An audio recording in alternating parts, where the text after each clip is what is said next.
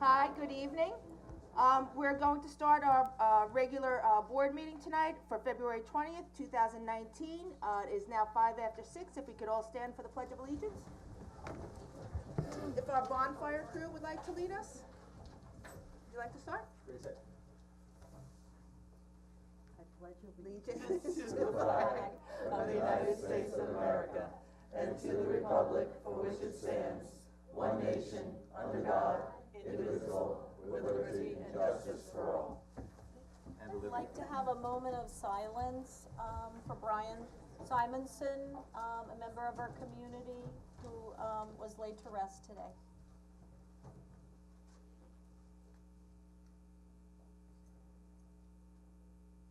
Thank you. And now, Jim, do you have somebody for the invitation? Yes, I do. All right, turn it over to you. And keeping that frame of mind as we move forward, we always like to recognize those in our faith community who also helped to shape the town. And we have with us today the Reverend Lorraine DeArmond. She says retired United Methodist minister, but she never really truly retired. You just go to other duties. So, Lorraine, thank you for being with us.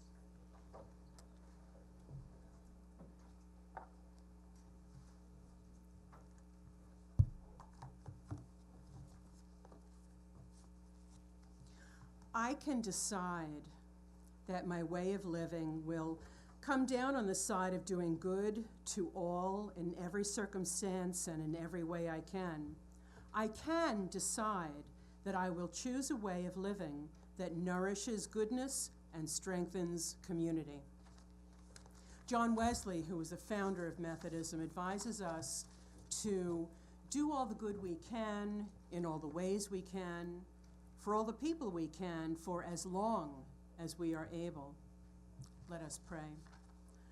Most holy and merciful God, we in this room have different responsibilities, different roles, different concerns and interests, and that's fine. It's fine. The diversity is good.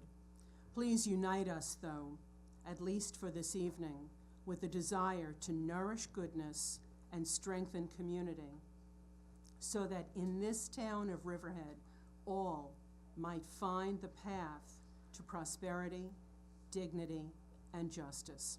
Amen. Amen. Thank you. Thank you. Okay, we have certificates of appreciation awarded to volunteers for their work with the holiday parade and bonfire. Jim, how would you like to do this? Yeah, I think I'll just come out. Okay. Every year we have our community bonfire. This, I think, was our, if I get this right, 19th year that we've done it.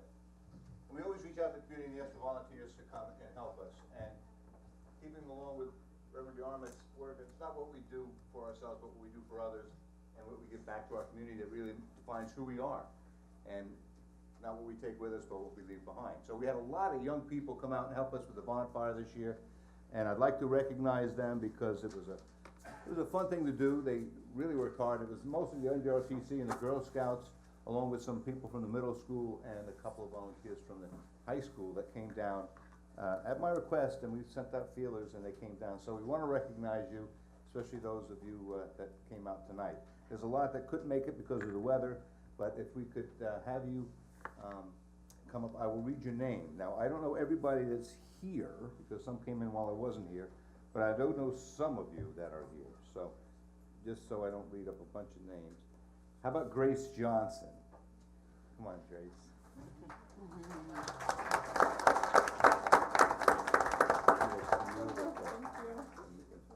Thank you very much for helping us with that. And let's see who else. Do you guys want to stay up here so we can take a picture? Yeah, come on, you take a picture. Kelsey Squires. Thank you, Kelsey, very much. Let's see.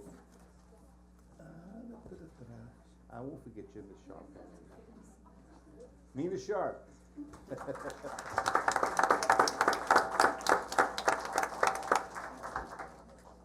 Let's see.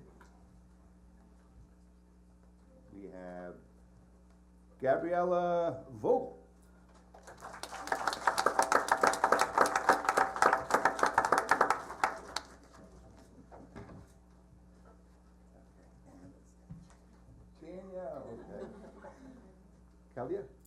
Kelly or Daniel?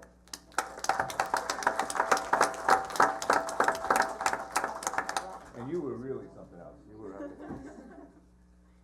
okay, also, is there anybody else from the ROTC? What's your name? I'm sorry. Come on up. What's your name? Oh, America. See, I have yours. That's America Acros, right? She was good too, that time. All right, that is the ROTC. Right now from Rivet High School, Ashley Podless.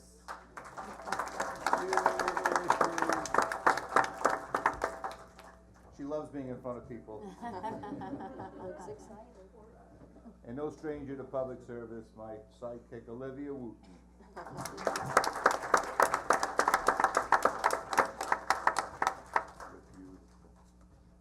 Is Natalie here? Natalie Tucci, of course, that's Tucci, come on up. She's from Rivet Middle School. And everybody knows Diane Tucci knows that this is a chip off the old block, jumping right in there and helping out.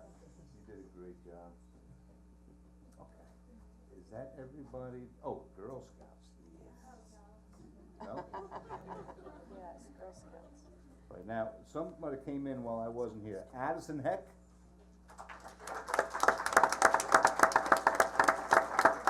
These girls made probably 1,000 cups of cocoa, maybe? Oh, no. Peyton Lacombe.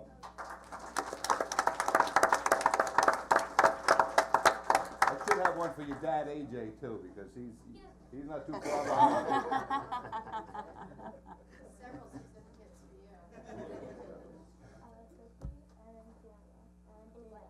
for you. Gianna Miller.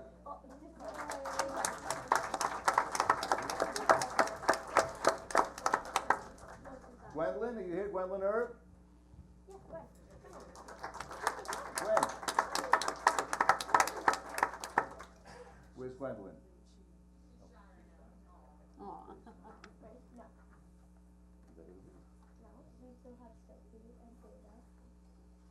See, they came in this late, I'll let you do this ahead of time.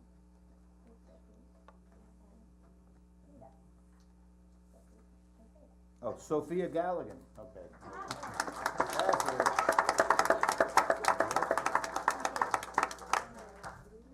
And Jada Harris. Jada?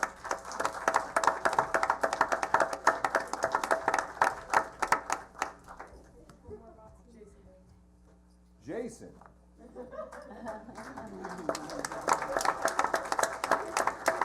Well decorated.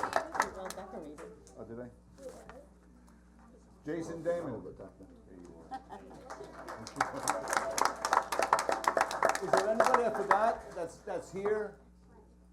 I know the weather kind of held everybody back, and I wanted to do it earlier, but I didn't want to do it at Easter either. But there's not still a stack of about a dozen people to thank. But this is the future Riverhead right here. All these people get involved, and they really step up and help out. And believe me, if you want to get a hold and you need help for anything, just call the ROTC or the Girl Scouts. They're all willing to give a hand. So thank you all for your community service. Oh, I think you should pitch a cleanup day here. What's that? May 4th is cleanup Oh, day. yes, pitch May a cleanup 4th, day. yes, as our Earth Day cleanup in Riverhead, you will be getting a flyer on that, because that's gonna be a great time, so, thank you very much for your service.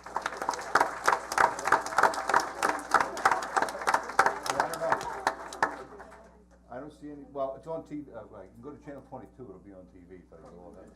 Great. John, could you please take a picture with everybody? Jim, get in there. All right, we'll get a picture. All right, Let me get squeeze a- in everybody. You don't have a wide enough angle, do you? Yeah. Okay, good. 1, 2, 3. Don't blink, Jim. I don't know who to stare at. It's only 50 being taken. All right. Just stare. Thank you very much, everyone. Thank you, everybody.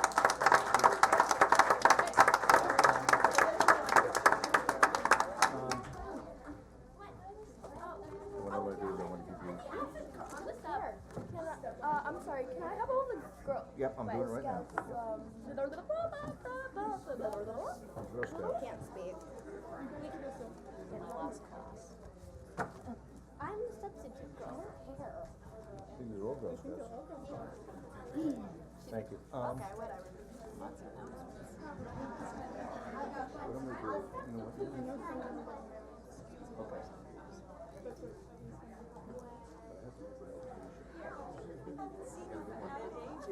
That would be this one, and this one has to get made.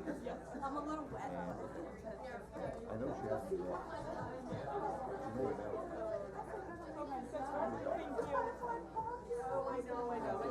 Parking's an issue. Parking an issue in Rivertown? Parking?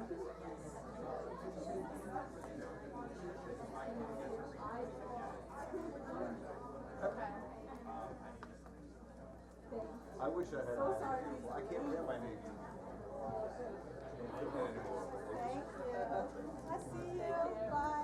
Thank you very much, everybody. If you're leaving, if you could please just step out into the hallway so we can continue with the meeting. Thank you. Just a couple announcements. I believe, Tim, you wanted to make an announcement? You wanted to first, and then I'll do these. Okay, earlier this week, a flyer was discovered posted to an electrical box in Polish Town. It identified a white nationalist group associated with the despicable rally in Charlottesville in 2017. I will not mention the name of the group because I do not want to give them credit for their existence. I will, however, publicly state that the posting of this flyer in Riverhead will not be tolerated in any way, shape, or form.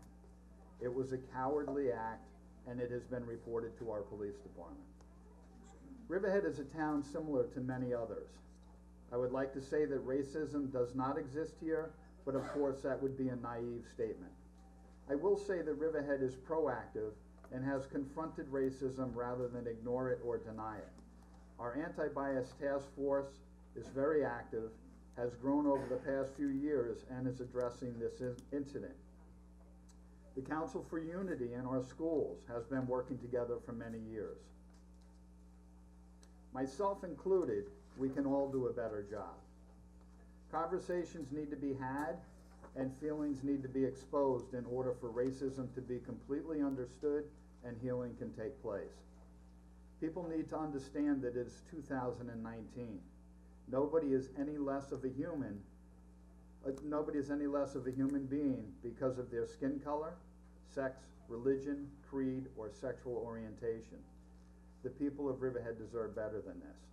Let's all stand together and force the racial miscreants elsewhere until they no longer have a place to spew their venom. Thank you. Thank you, Tim. Thank you. Thank you, Tim. That's good. And I think our anti-bias task force met last night, and we're discussing things that they can do and bring forward for the town to have everybody join together and be part of saying that we wouldn't stand for this, and that we're a tolerant community, and we should all express that whenever we can. We shouldn't be innocent bystanders in this, and we shouldn't be silent bystanders in this. So if you see something, you need to say something and stick up for somebody who you might feel is there's an act of racism or bias, and I think that's a responsibility of all of us as community members. So thank you, Tim, for bringing that up. You're welcome. Thank you. So I will go on with a few announcements. The Riverhead Idol returns this Saturday, March 2nd. You can join us at the Senior Center at 60 Shade Tree Lane for the night of talented young singers. The doors open at 6:30 and the performance starts at 7. Tickets are $10 in advance. Well worth it. Yep, and $12 at the door. In advance, where do they pick them up? The Senior Center, do you know? Yes. You can pick them up at the Senior Center. The 2019 Long Island Winterfest starts this Friday, February 22nd, and goes on until March 24th. You can enjoy Riverhead's vineyards, breweries, hotels, music, and arts and artisans, bakers, performers, and more. Plus, during Winterfest, use coupon code NOFO19 to receive free rides when using the Lyft app. So we hope you'll come out and enjoy everything that we have to offer here, but make sure if you're drinking that you stay off the road, and Lyft is available as a free app during that time. And you can visit LongIslandWinterfest.com for more details. There will also be a community blood drive on March 5th from 1 p.m. to 7 p.m. at the Riverhead Fire Department. Headquarters building is on Roanoke Avenue. Walk-ins are welcome. All donors will receive a coupon for a large McDonald's sandwich. And I know, not just a regular burger. And for more information or to make an appointment or donate, call Lauren Reichel at 631-369-9136. Again, that's 631-369-9136.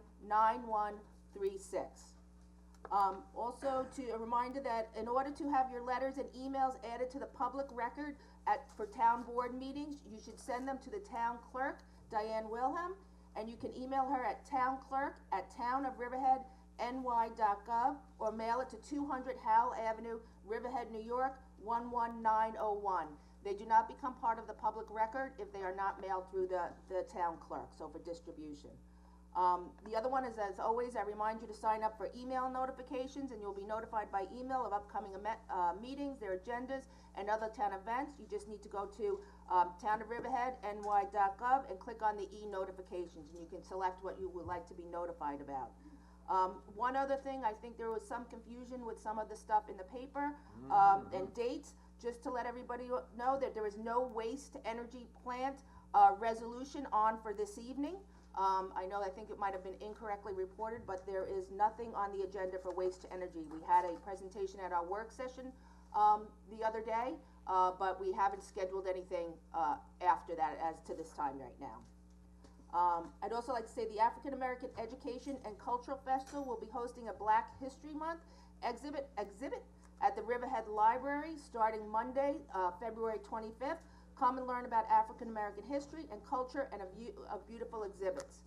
I will be presenting them a proclamation at the event, but I would like to read the proclamation now in honor of Black History Month. So whereas Black History Month is the earliest form was established on February 19th, 1926 by Carter J. Woodson to promote the accomplishments of African Americans. And whereas Woodson, who was an African American writer, historian, and founder of the Association for the Study of Negro Life and History, chose that week in that month to honor the birthdays of Frederick Douglass and Abraham Lincoln. And whereas since 1976, every president of the United States has officially designated the month of February as National African American History Month, where President Gerald Ford urged us to seize the opportunity to honor the too often neglected accomplishments of Black Americans in every area of endeavor throughout our history. And whereas, as we reflect on the crucial role that Black Americans have played in our country, we also reflect on the theme of this Black History Month, as stated by the Association for the Study of African American Life and History. This year's themes being Black Migrations.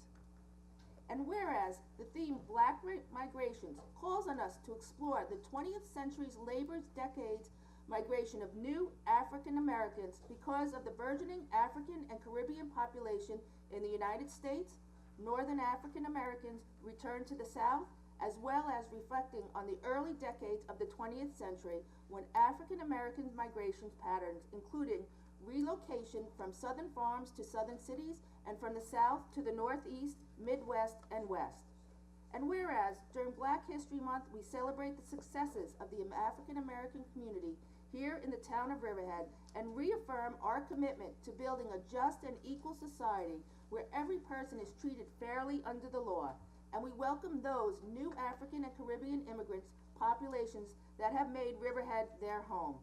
And now furthermore, let it be known that the African American community in the town of Riverhead has contributed to our diverse town through building their businesses, serving in the police and fire department, educating our children, caring for our sick, protecting our country in the military, enhancing our culture, joining our emergency services, and serving in our town government.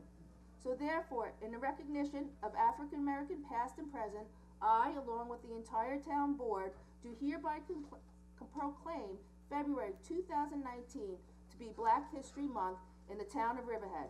We are proud to be celebrating this important observance of African American history, heritage, and pride with our African American residents, and encourage all residents to continue to work toward the goal of liberty, equality, and justice for all.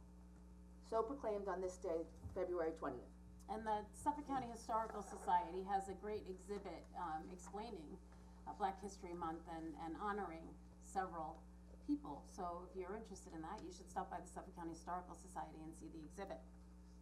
Can I just mention, if anybody is here for the anaerobic digester that was in the paper and you came out of your homes tonight to speak on that, you will have an opportunity to speak at the end of the town board meeting. And so if you don't wanna make another trip here, I know that there is a lot of concern in the Calverton community about this type of facility being built there. So I don't want you to feel like you were brought here tonight and you're not gonna be given an opportunity to speak. So once we get through the resolutions, you can speak.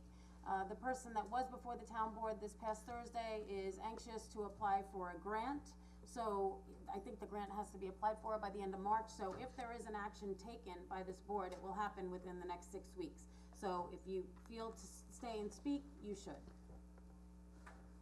I think the grant is for the Seventh, I seventh think of it March, and was. I don't know that we've had a lot of response after that work session.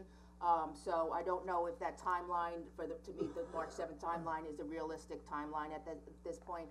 I think there's a lot of concern, there's a lot of, things we don't know yet, there's a lot of questions to be asked and answered yet, so I think to try and rush in that tight timeline, I don't think it's something that we're going to be able to do at this point, Agreed. so. But if you'd like to speak, you'll have an opportunity at the end of the town board Absolutely. meeting. And, on kind of the same topic, anybody that's here tonight for the United Riverhead Terminal, resolution, I am planning on making a motion to table that tonight, so we will not vote on that tonight. There were too many people, I got too many letters, too many phone calls, I was just on the phone before I came in here tonight with, Ms. Kaplan from the property that may have to be involved. So a lot of people are away because of, I guess, the holiday week and such. So we're gonna try to reschedule it for possibly the next, town board meeting, which I think is March 5th. We would ask to put it back on the agenda Well, I don't know, for we haven't March voted 5th. on it to We table haven't- it yet, no, I so, agree. and I'm not sure the reasons that we're tabling it, so I would think it would have to come back to a work session. Yeah, First, sure, sure. so I don't know what date it'll be on until we Okay. we can schedule it for the next Right. the next work session is tomorrow, we can put it off to the following work Right. session, and then we'll set a date from there. Correct. Anybody else? Diane, I will turn it over to you. Can I have a first and second for the approval of the minutes from February 5th, 2019 at 2 p.m.? Motion, first. Second. First and second, vote please. Kent. Yes. Hubbard. Yes. Giglio. Yes. Wooten. Yes. Jen Smith. Yes. The minutes are approved. Under correspondence, we had a busy week. There were a lot of letters that came in. That's a good thing. Yeah, it is. I grouped them together, most of them. 6 letters regarding the January 15th Town Board public hearing for the proposed amendment to Chapter 301, that's zoning and land development with regard to commercial solar energy production systems. A letter from Brian Carroll regarding the 2019 fiscal year budget, specifically addressing long-term plan for capital assets. A letter from Conrad Dabrowski regarding DC1 zoning and surrounding area, noting building height, parking, and the character of Main Street, and the mention of a walking district. Tom Hughes sent 2 letters expressing opposition to the proposed special permit application of URT. And then I had an additional 9 letters in opposition to the proposed special permit application of URT. There was also a letter from Highlands at Accaboog, Homeowners Association regarding the proposed special permit application of URT and stormwater runoff issues in their community. A letter from Joseph and Tara Graziano expressing concerns regarding proposed food waste facility at Youngs Avenue, as was mentioned. And I did get one that actually didn't make it onto the agenda, and this was from Barbara Glass. And this is regarding, preliminary and final subdivision map, at the EPCAL property. That's it for correspondence, but then there are, under reports, the tax receiver, total tax collection to date as of February 6th, $84,607,488.56. And the police department submitted their monthly report from January. And that's it. Thank you. I'll just, because there was a letter about EPCAL, just an update on EPCAL. For the community, they had, after the qualified and eligible, they signed the contract. At that time, they had their initial due diligence period, which is a 90-day due diligence period from the signing of the contract. Tuesday was the end of that due diligence period, where they had the opportunity to extend it for an additional 90 days of the due diligence process, so they did exercise their right to the second due diligence process, and we will follow it from there. They had put down an original $500,000 deposit. At the request to extend the due diligence period, they put down another $500,000 deposit. If we go to closing, and when we go to closing on the property, those deposits, initial deposits, will go towards the purchase price of the property. So that's just an update of where we are on that. All right, at this time, I will ask anybody from the audience who would like to come up and address any of the oh, did you do reports? You did. Yeah. I got Sorry. mine. To any items that are on the agenda. So will we allow URT? URT is still on the agenda, so United Riverhead Terminal is still currently on the agenda, so if that is what you would like to address, you can come up and speak to the board now on that topic.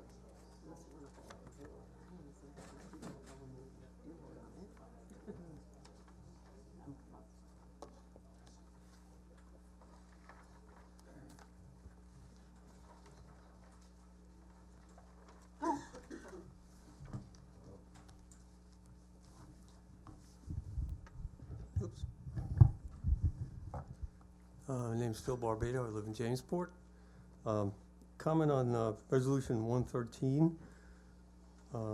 This is to hire, I believe the company name is L.K. McLean Associates. And looking at the detail there, it looks like they're going to be hired to do the subdivision map for EPCAL. They'd previously worked on the subdivision map, so we are using VHB. We had used, that's who we had previously used. The information from VHB we have available, and that's what the basis that McLean will then use to carry it forward.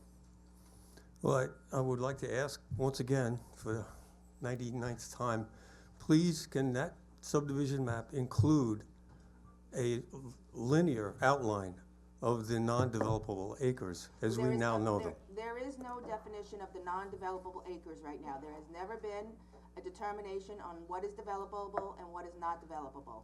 So until we get a ruling from the DEC of where they can develop and where they cannot develop, then there's nothing that says what can be developed on and what cannot be developed on at this point.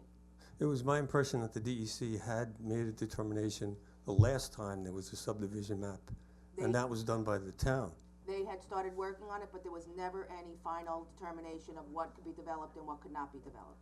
So where did everybody come up with this 1,000 acres? I do not know.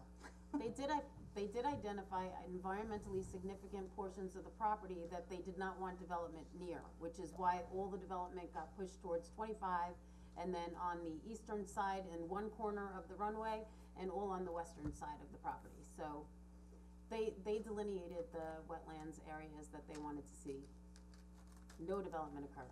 The DEC did. It was delineated. The DEC said when the original subdivision map was proposed, there was development proposed in that area, and the DEC said push all the development further to the west. So they recognized that with the slopes and with the ponds and with the, environmentally sensitive area and the wetlands and the tiger salamanders, that they wanted them to stay away from the eastern side of the property. That's why all the lots on the subdivision map that the town did were pushed to the west. It was never delineated when a line saying, stay away from here. There has been no final decision made by the DEC as to what areas can be developed and what areas cannot be developed, and what is the total acreage available for development. Well, then I would ask that the town talk to DEC, put a map on the table, and ask them to delineate it before the subdivision map is made up. Because you're very likely to have lots that are totally undevelopable. I would have to check. If you do it first. I would have to check as per the contract how that works. I do not believe that we do that. Well, it's the town's subdivision, and it's in the contract that the town has to complete the subdivision, so I don't know why you couldn't do that. because I do not think that that is what is required of the town when we don't know what they're going to build or where they're going to build. What we're selling to them is the map of the 1,643 acres with the lot lines on them, and with where our sewer connections will be available, and an approval from the Suffolk County Health Department. That is what we're required to do in the contract. Without knowing where they're going to develop on the property, because then you get into the taking permits and things like that, that is not the responsibility of the town. And that's the way the contract was written. I could get you further clarification on that, but that is my understanding. I believe there's a statement in the contract that says that the yield from, I forget the number of the lot, will be transferred from lot, whatever, That's to lot 8 to, I think, lot 6 or 7, so that's over on the western corner of the property. I don't wanna say exactly why, I can't remember exactly why they took the development rights from there and transferred the density over. I know that was done, but I don't have the exact reason, before me why that was done. Well, the only point is, we don't even know if there is a yield from that lot. It might be totally undevelopable. Well, there was a And study. until we Well, they have can it only on tran- paper, they we can don't only- know that. They can only transfer over what the DEC finally, I believe says is available there. Right. But And they there was will a have to study go to done. the DEC and plead their case for what they can develop. Okay, more giveaways. On resolution 116, this is related to the URT thing, which you said you're gonna delay, but I'd just like to say that there doesn't seem to be any clause in there. If the owner does not perform on the requirement to get that intersection at Penny's Lane and Sound Avenue, I don't think there's a clause in there that says, sorry, no deal. In other words, we're allowing them to put those tanks up, and we're hoping that they're gonna fix that intersection. But there's nothing there's no hard pullback if they don't succeed on that item, and I would suggest that that be looked at. Good point. And then finally, resolution 136, that relates to renewable energy at the Youngs Avenue site. Does that include the potential for a waste-to-energy plant? No, it does not. This is for a renewable energy, not for waste to energy. I would suggest you look at the definition of the state NYSERDA regulations that define renewable energy, because it includes waste. And that's referenced in the resolution, that would be appropriate. I'll turn that over to Bob. We'll make sure the RFP specifically states that it's not to be considered. Because that is included in the state's Okay. definition of renewable energy. Okay. And if you're saying that proposals that meet the state definition are Right. acceptable, then you're gonna be getting waste to energy. Okay. I'll make sure the RFP excludes it. Thank you. Good evening. I'm Joan Bob, you have Sineski. Bob, you have good And news. I live in Mike, Akron. then I can hear. You have good news. You've been there for months. Sorry about that, I forgot I'm shrinking. Anyway, my name is Joan Sineski, and I live in Aquabog. I'm advertising it tonight, too. Anyway, the reason I'm here is to speak in opposition to the resolution that you are considering for the URT terminal. And I am most definitely opposed to what is written in that resolution. I mean, the idea of exercising eminent domain to take property away from a homeowner to accommodate a private business? And what happens if that guy, as Phil pointed out, doesn't live up to the terms? And all those residents who live in that area are affected by this. Not to mention, who the heck wants to listen to these 1,000-pound vehicles traipsing up and down these little country roads? That's not why people live here. So I strongly recommend that you reconsider what you have pulled together for this resolution and get rid of those particular items, because this is not fair to private citizens. It isn't. And you are there to work for us. So please don't forget that, Thank you. because we won't when it comes to November.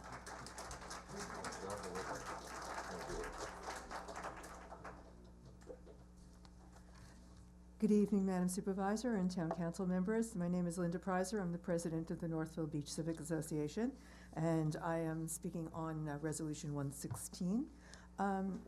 First of all, when we first were discussing URT wanting to mix the biofuel, and we were coming up with some kind of terms that would be accommodating to everyone, we never, ever were discussing anything about taking over any property from Eve.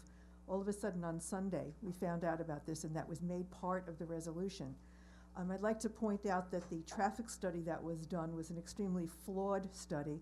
It was taken supposedly during October, which is probably has the least traffic of all the time. You have the summer and the pumpkin season, and then it's basically over October, November. I'm sorry, it was taken in November when it was basically over. Then you have the winter, when of course now you have all the trucks coming down the road. So they picked the 1 month that we really have nothing coming down the block to clock. I also would like to point out that the study was done by a company that was laughed out of this forum a couple of years ago when they wanted to have gasoline tanks at that facility, because their study was so flawed that it was absolutely ridiculous. Now it's incorporated into the resolution for the first time. We need time for a hearing. We need time to have our people come back so that they can be present for this hearing, because this concerns all of us on this road. This will also affect a property owner, and I'd like to know why a big company is taking precedence over one of our local business owners and farmers. Eve Kaplan has asked me to read a letter to this body tonight, which I'd like to do on her behalf. Eve is out of town because she's away with her 2 children, because this is President's Week, and it's very interesting that this hearing was originally scheduled for President's Week when so many people are away. She says, I am writing to object forcefully to the scheduling of the resolution on URT for this coming Wednesday, February 20th. As you know, this is a week of school vacation, and many of us with children are out of town and unable to come to Town Hall to allow our voices to participate in this ongoing issue. As you know, this vote affects me personally, as the resolution discusses a, quote, solution, unquote, to local and environmental and traffic impacts that hinges on the applicant buying and redeveloping for its own purposes property that I own. Until I received a copy of this resolution today, that was Sunday when I emailed it to her, literally not one single person from either the applicant or the town has reached out to me to discuss this, nor did I get any advance notice to let me know that a resolution might be passed in just a few days that affects me in this way. In the case that this resolution is not pulled from this week's agenda, and if it were to pass without further discussion of this issue, I will most definitely be moving ahead with legal remedies. Thank you very much. Thank you. I'd just like to point out that this was something that came to a work session. I did not put it on my agenda to bring up for a vote this meeting. It was brought up at the work session. Mr. Hubbard brought it up as a resolution. He's pulling it now. I think there is a lot of issues with this resolution that need to be addressed and before it's ready to be put up for a vote. So I'm glad that Tim has decided to try and table it for tonight. And I just wanted to point that out. And if I could just say that the highway superintendent has been working very closely with United Riverhead Terminal, because this has been a problem intersection for many years. And he has met with them and delineated where drainage needs to occur to not affect the Highlands, so that when the runoff comes down Northville Turnpike to Sound Avenue and goes to that corner over there, to address some of the drainage and runoff, which is why the additional property was needed. But it looks like it would have to go back to the drawing board, because I don't believe in eminent domain and taking people's property. So I just wanna let you know that the highway superintendent has been working very closely with them, and until the highway superintendent tells us that the plan is acceptable and will address the drainage problems in that corner, that, you know, we should be looking at that also. Thank you. The floor is yours. Good evening. My name is Brian DeLuca. I'm here on behalf of Atlantis Holdings. I'm here for Resolution 154. And those of you that have enjoyed our concept of Art in the Park and appreciated that we took an underutilized park to create a walkable public art gallery and an evening light experience, you should also thank Dawn Thomas. Dawn was instrumental in getting us the PSE&G community grant this really was the impetus of funding that we needed to get started. We had a few other opportunities with grants and sponsorships, but that's the big money that got us rolling and started. And this coming year, she's already secured a grant from the Huntington Arts Council for Art in the Park. She's also applied for the Suffolk County Cultural Arts Grant, which is $25,000. And because of the PSA&G grant and the video that was taken, we really had a terrific presentation at the county, and I believe we're the front runner on that, and that will come out on, I think, March 8th. Dawn and I met last week on the NISCA grant, which is a New York State grant, an arts grant, and we'll be applying for that through the municipality in the coming weeks. She's also assisting Mr. Petroselli on the Howell House with any historic funding opportunities that are there. Dawn is obviously well-versed in her years in the law offices here with EBCAL, and has been instrumental in the Opportunity Zone, which I have a son in commercial real estate now, and that's a very important element for this town. And of course, her familiarity with the IDA is all very important elements to have in a community development director. Since I met Dawn, she jumped in with 2 feet, always willing to assist and help in anything to make this a better community. Her legal mind to navigate the grant application is terrific, because I focus on the art side of things, and I just do what she says. Give me this, give me a schedule, give me the budget. And it's very helpful, because I don't digest those grants very well, and she's very, very well versed. I appreciate what she's done for it, and I'm strongly supporting her, and very fortunate that we have her in the town of Riverhead and on our community development team and leading that team. And I'm here on behalf to support Dawn Thomas. Thank you very much, we appreciate that. Thank you, Mr. Duca. And we're bringing Art in the Park back again this year. Very good. Excellent. We got our duck back? We got our duck back. It wasn't stolen though. So correct? if you could those clear of that up. so the duck story. So I made Okay. this mosaic glass duck, and we put it out in the park. And that storm we had in November, it broke from its tether, and I went back a few days later. I was looking for it. I thought it flipped upside down. I thought it floated. I walked all the way down to McDonald's, and I know the water got high, but it didn't get high enough to go over the walking bridges, so I couldn't really figure out how far it journeyed. And I still don't know if it went under the walking bridges or over the bridges and over Peconic Avenue, but it ended up at the Riverhead Yacht Club on the shoreline. And it was looking for the mother duck in Flanders, I think, at the end of the day. But it's just amazing. It traveled, right past us at the aquarium and the marina, And fortunately, a nice family took it. They took Christmas photos with it. The chamber had a $50, award, and it went towards the young man's college fund. So Nice. we got it back. She has some repair work. Her beak got a little banged up, but we'll be back in the park this summer. Very good, Thanks thank for you. asking. Very good. It's a great exhibit.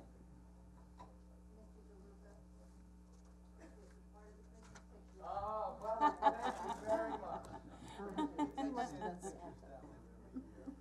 The duck was banging against the bulkhead and ready to destroy it, so. Is this on the waste energy? Wait to the end. That's great. It's not on a resolution. Yeah, beautiful. Took it off, so I have to wait till the end. It's no The waste energy. So if the you- resolution 136, you can't speak to now. 136. That's One, not. 136 is for solar at the landfill. Oh, I'm sorry. So, yeah, I think that's what was confusing. Oh, okay, Yeah. so wait till the end. Hi, John Cullen, Northville. Tim, welcome back.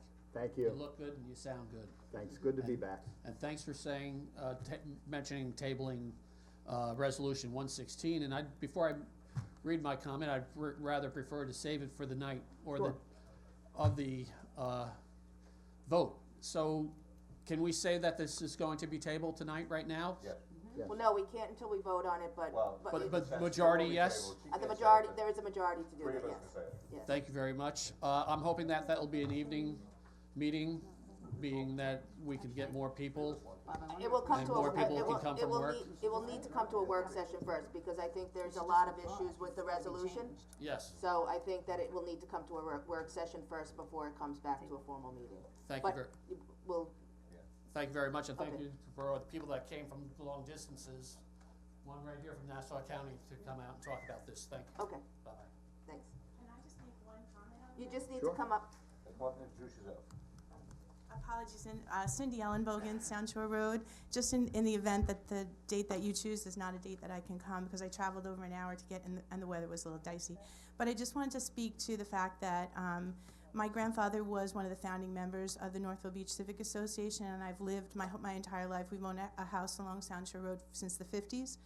And I think that the North Fork, the flavor of the North Fork, the corridor, that corridor, it's a very special place, like no other. And you are tasked with the job of really preserving that. And over the years, we have had a relationship with whoever has owned that oil terminal that is very neighborly. I remember being a child and having one of my neighbors call the oil terminal and use the tugboat to go rescue a boat. We went on tours of the platform, and it changed ownership more than one time, but that oil terminal always sought to be a part of our community, a neighbor. That is not the case with URT, and I'm very mistrustful of all of the things that are going on. Very easy to be our neighbor, but not when you're sneaking things. And I think that you are tasked with a huge job here, because the little things that he's doing and that they are trying to do, it's like a foot in the door. If I change this, then this non-conforming will open the door for something else. So I ask you to please be very careful. You have to watch very carefully. This is a situation that can move from one level to the next very, very quickly. We right now are in a very dangerous situation. I turned the corner from Sound Avenue onto Penny's Road this summer to be faced with an oil truck barreling at me in my lane. And they need to take that wide berth. It is a huge problem, but it's not just a problem with the oil terminal and the oil tank trucks on that road. We can't get in and out of there in the fall. We can't get in and out of there in the summer. And now you have this beautiful county park, which is like going to be the jewel of the county park system, the largest county park in Suffolk County. And you have Boy Scouts and Girl Scouts and families right adjacent to that area trying to get RVs in and out. And so I'm just saying that, like, the traffic has become a nightmare. I can't imagine adding one more truck. So please be very careful. If there's a way that you can say no and protect the people and the residents and all the businesses that are along there, the wine country and the agriculture, please protect them and not Mr. Castamides' URT, because he doesn't live there. I mean, if you look, this is the only deep water facility. It's like it's a monopoly board to them. This is the piece that he needs to tie them all together, and we're giving these little increments will open the door to bigger things. So please protect that, and if I will be here if I can, but if not, thank you for hearing me tonight. Thank you. Thank you. Sure. My last name is Ellenbogen, Ellenbogen. Thank you. Thank you. And I would just like to say that the state has given a mandate to URT that they are to infuse biofuel into the fuel that they currently have on site. So they were looking to come and with the biofuel, empty, and then pick up the regular fuel after it's been infused and take it back out. So from their claim, they're not going to be generating any more trucks because the tanks with the biofuel are going to be a smaller tank that is just going to be a fuel injection into the overall fuel to increase the biofuels by a New York State mandate. I understand that it's a New York State mandate, but by them mixing it on the property, it will increase the truck. It absolutely will increase the traffic. And so that's something that, like, is a burden that's placed on you and for us to be mindful of. But the fact that they want to do it so badly and add it, what would be the advantage to them? I mean, they want to do it because it'll be more money, more traffic, more, and you have to also wonder why they want it so badly. It's a state mandate. They have to do I it by understand, law. but they can do it. But they can do it off-site. They've been doing it off-site. But honestly, the bottom line is the citizens, the people, protecting the area, not him. Please. On one other note, right now, the 5% mixed biofuel is coming in pre-mixed on the tankers right now. So they are in no rush as far as we're concerned. The oil, that home heating oil with a 5% mix is coming from the ships to the racks, as is right now. I just want to make that clear. Okay. Yes, the mandate, I know, Jim, you're asking, the mandate started, I think, beginning of July 1st or so, so they I cannot, knew I know so about they the can't, mandate. they have no, there's no ability for them to mix now, and so they need to bring it in pre-mixed to sell it. otherwise they cannot sell it. So those it's are trucks hauling it up there? No, the tanker ships that are coming in, it gets mixed before it goes onto the tanker ship. The tanker ship comes, unloads off the dock into that's their more tanks, expensive. and it's, Right, I have So no that gets idea. passed on to the homeowner? that's their claim, I don't correct. know. Well, I don't have somebody's any. gonna pay for it, it's gonna be the people getting the oil. Is there anybody else that would like to address the board on any items on the agenda?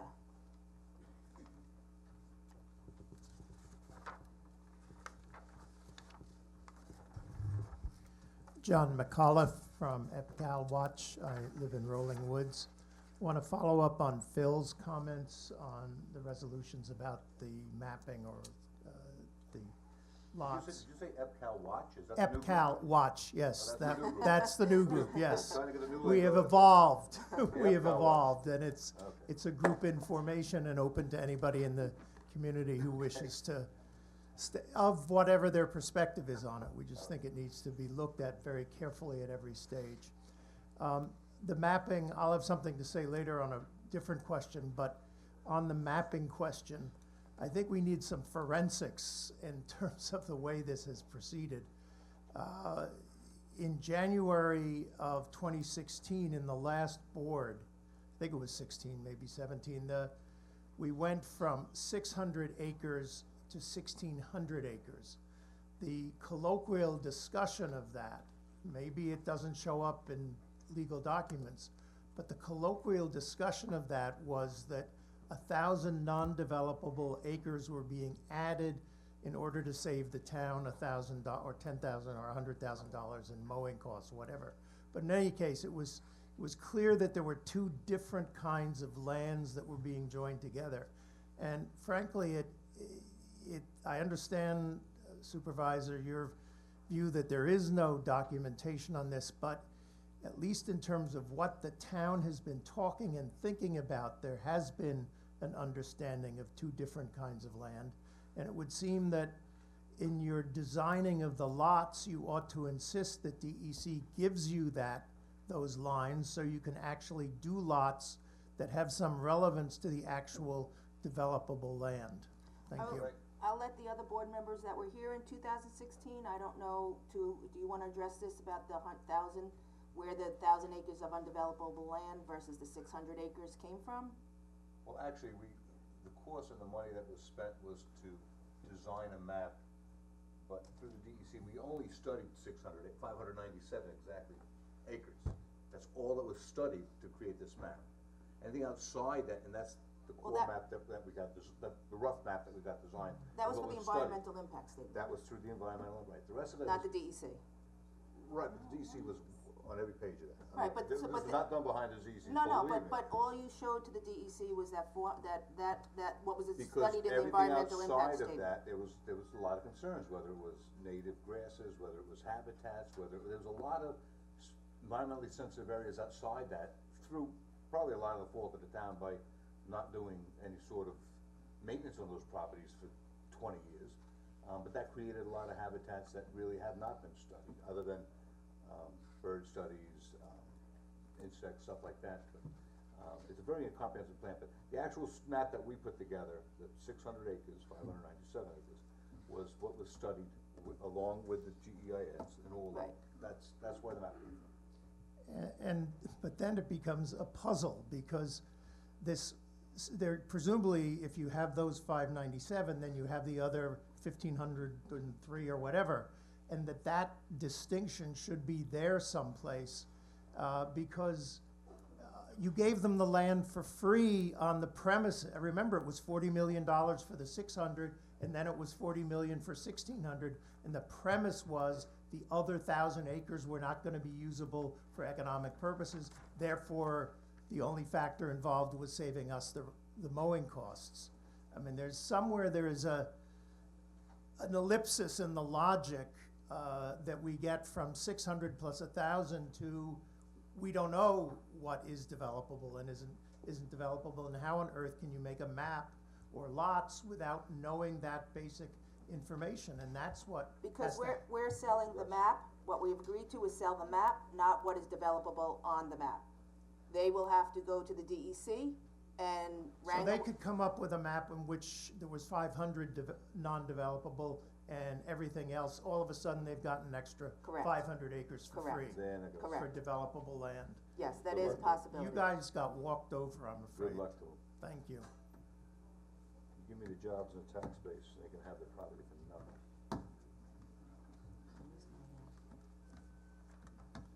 Okay. Are we ready to call resolutions? I am, as soon as I get my computer back. Yeah, I hear you, mine fell asleep. My battery's running low, so you better start talking quick. All right, I can talk fast, too. Oh, yeah, hold on one second. Okay. All right, so now we can move on to resolutions. All right, Resolution 109. Resolution to change the town board meeting times, so moved. Second. moved and seconded, vote please. Kent. Yes.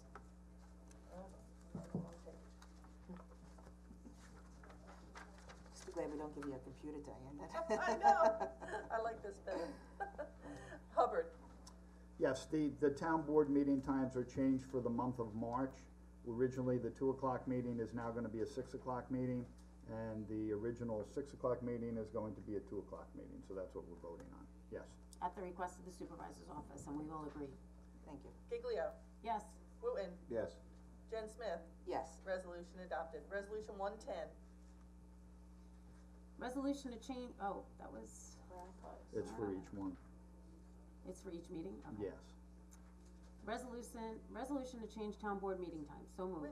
No, we didn't. I have them in here twice. I have 2 in here also. Do you? Yep, Yep. So it should be 109 was to change, I got it. and then 110. Ratifies execution of memorandum of understanding with the Riverhead Town Police Benevolent Association, so moved. Seconded, Moved and seconded, vote please. Kent. Yes. Hubbard. yes. Giglio. Yes. Wooten. Yes. Jen Smith. Yes. Resolution adopted. Resolution 111. Authorizes the supervisor to execute a license agreement with Celtic Quest Incorporated. So moved, Seconded? Moved and seconded, vote please. Kent. Yes. Hubbard. yes. Giglio. Yes. Wooten. Yes. Jen Smith. Yes. Resolution adopted. Resolution 112. Offer support to County of Suffolk for acquisition of Suffolk County map 600-128-3-48 and Suffolk County map 600-119, 2 lots, 1.0, 56.0, 57.0, and 58. And authorizes partnership between town and county such that the town will improve and maintain properties as a hamlet park. So moved. So Seconded. I'm just gonna say that then if they moved and seconded, then we're gonna vote no, and then we'll pull these resolutions off the Don't you floor. have to second it for discussion, or no? Move and second, discussion. Okay. You have to second it before you can discuss it, don't you? Yeah, Laura I seconded it. So do you wanna second it? I'm sorry. I'm sorry, Jim. It says I should. Yep, go ahead. Sorry. Well, Laura already did it. All right, Jody. She if knew you- we wanted Jody, to table it. I'm sorry, Jim. Would you like to second it? She said she seconded it. Okay, moved and seconded, discussion. So originally this resolution was prepared. This is regarding 2 pieces of property for preservation. Originally, it was prepared with 2 resolutions so that we could vote on each resolution and on each piece of property that was being proposed for preservation. Then, it showed up in the packet that both resolutions were on the same, or both pieces of property were on the same resolution. And I wanna vote yes for one, and I wanna vote no for the other. So I sent a very nice email to the town board members asking them to please separate the resolutions as they were originally prepared, so that I could vote yes on one and no on the other. And I got 3 board members, Councilman Hubbard, Councilman Wooten, and myself, that wanna do that and separate them. The supervisor did not return my phone call, and Jody, Kath- you and did Miss- not, Jody, you and- did not call me. And Ms. Kent said that she is comfortable with it the way it is. So even though I said out of respect for a councilwoman that I wanna vote on 2 separate resolutions, they insist on having them both in one. So I'm having to vote no on this, and then I'm hoping that we will be able to pull these 2 resolutions off the floor, which essentially do the same thing if both get the majority votes that they need. But for some reason, the supervisor and the councilwoman don't wanna do them separately, they wanna do them together. So, I'm gonna say, Jody, this was presented at the work session on Which I was ill. Thursday, and it was on the agenda on Thursday. It was presented that way on Thursday. I have not received any phone call from you. When did you ask to I have sent these an email. When did you ask that, when? I sent an email today, What and I left time? you a phone message. At 2 o'clock this afternoon, I said, can we I did please not separate receive these? that. They were originally prepared separately, but I But- don't but understand regard- why you regard- won't reg- do this reg- now. Regardless, you can't pull it off the table. There's a first and second, we can vote. If you wanna do something different, then do something different. It's your choice. We have a first and second to move to vote. This is a preservation of open space. It's two plots of land that the county, is interested in purchasing. There's a long process to this. This says that we, in the town of Riverhead, support the purchase of open space in the town of Riverhead. They're two separate parcels. It identifies. So that is what this is doing, and all we're saying to the county is we are in support of that. It is then up to the county to then contact, to first approve that they can go out and offer or appraise them and then offer to purchase these properties. Then the owners need to decide whether they are willing to sell it, and if they are willing to sell it, and that they negotiate a price with the county, and then they can purchase it. It takes several years to do. So yes, I am in support of acquiring open space in the town of Riverhead, especially when we're not using Riverhead taxpayer money to do it, but the county is willing to offer and buy that open space. So I am in support of this resolution. All I asked is that they be voted on separately, and if you ever watch the town board meetings, you will notice that the supervisor never seconds a resolution. And in this case, Ms. Kent would have not have had a second, it would have been tabled, but the supervisor is forcing it to a vote. I would also like to say for the record, that last Wednesday, the county voted to move the one parcel that she is very, that she has brought forward to be preserved. And that they I did not voted. bring any resolution to bring forward something to be preserved. They- The property in question, the person who owns that property, before I came into office, came and spoke to Mr. Hubbard. Mr. Hubbard said the town does not have money to acquire property for open space right now. I suggest you go to the county. Then the property owner went to the county said, we are interested in purchasing this piece of property, and now you can go on. I just wanna set the record straight. All I wanted is to vote on them separately.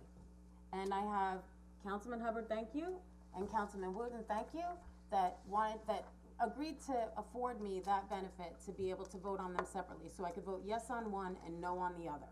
And Jody, you have every opportunity, you're a council member, I am one vote here, we have a first and second, we're having discussion, if you would like to do something different, then go ahead and do it. Well, you seconded it, so now we have to vote on it. Let's No, it's open for discussion. It's open for I don't believe, discussion. Bob, do you have to vote on it now, that it was seconded?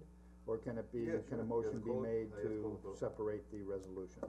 I will yield my second to Jim. So Jim, if you would like to second it? Well, I know I'm out of here in a few months, but don't mean I have to be the pivot all the time. No, I will yield my second to you.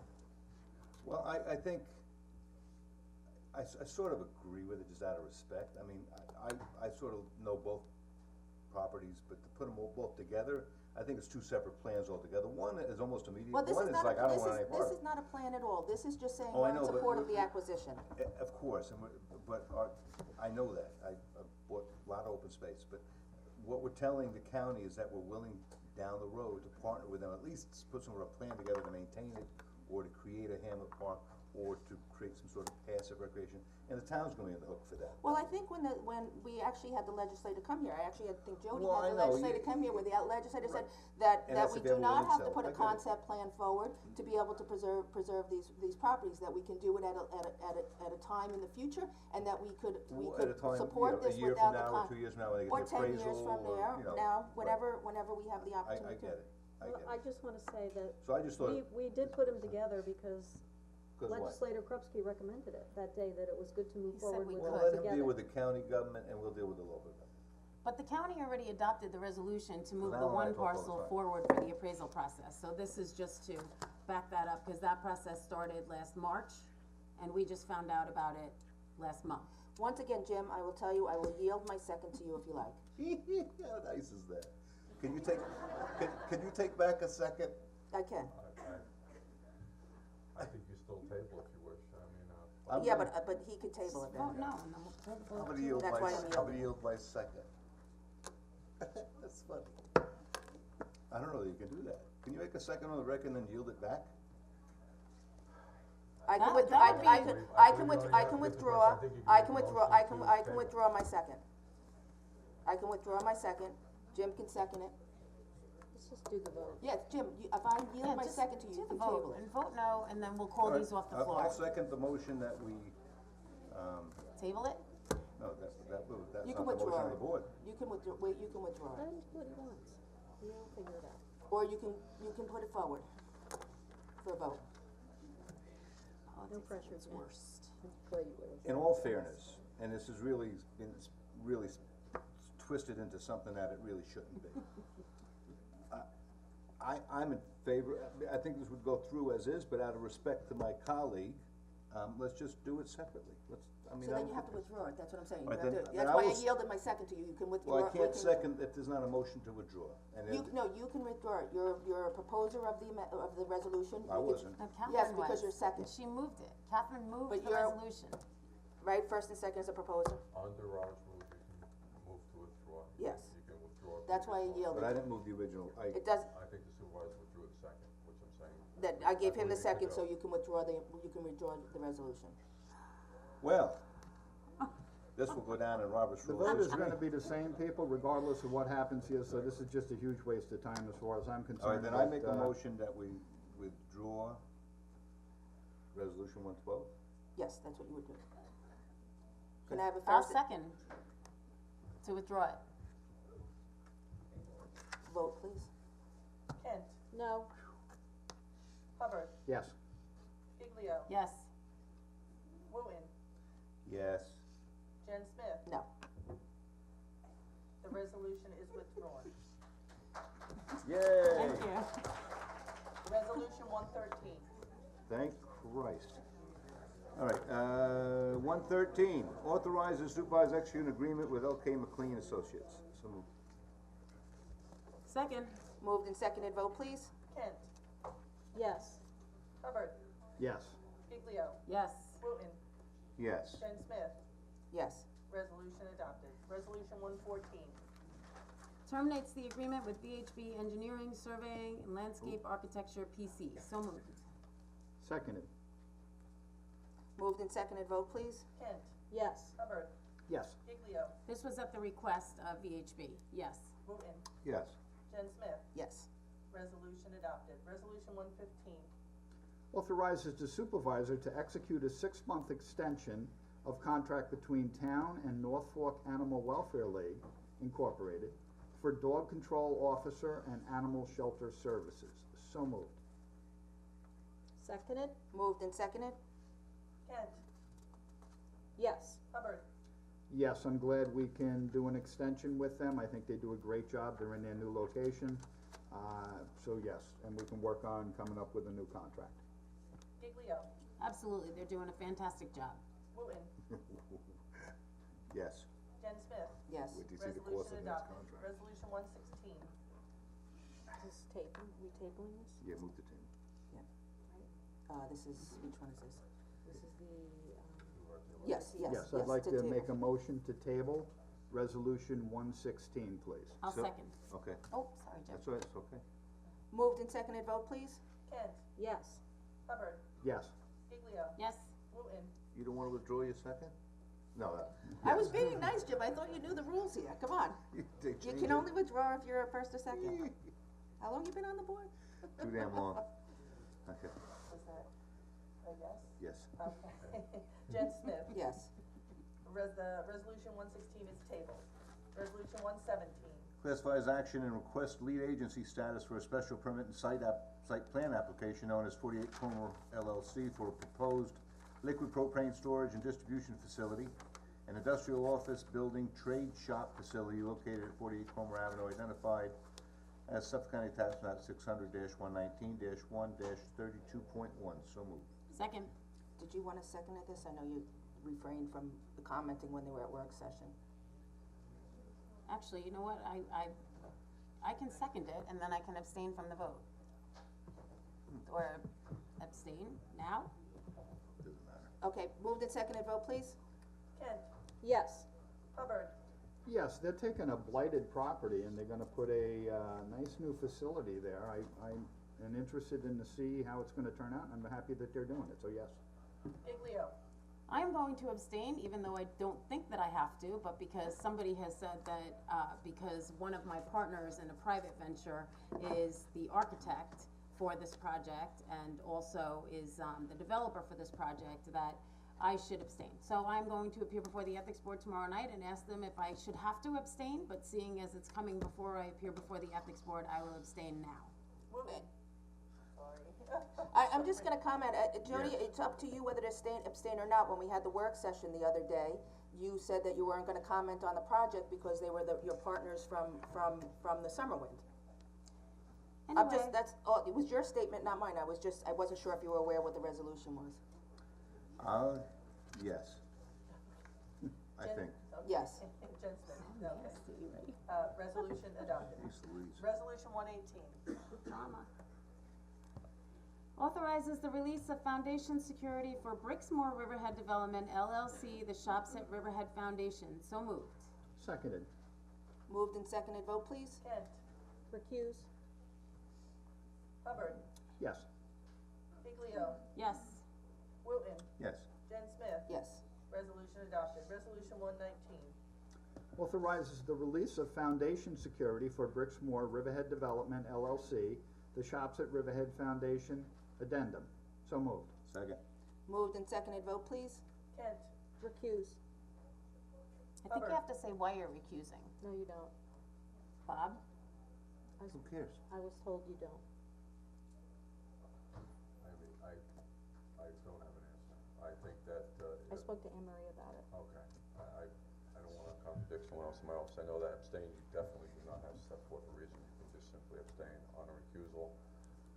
If you've spoken to, Deputy, I will speak to her and verify that and let the board know. Thank you. Okay.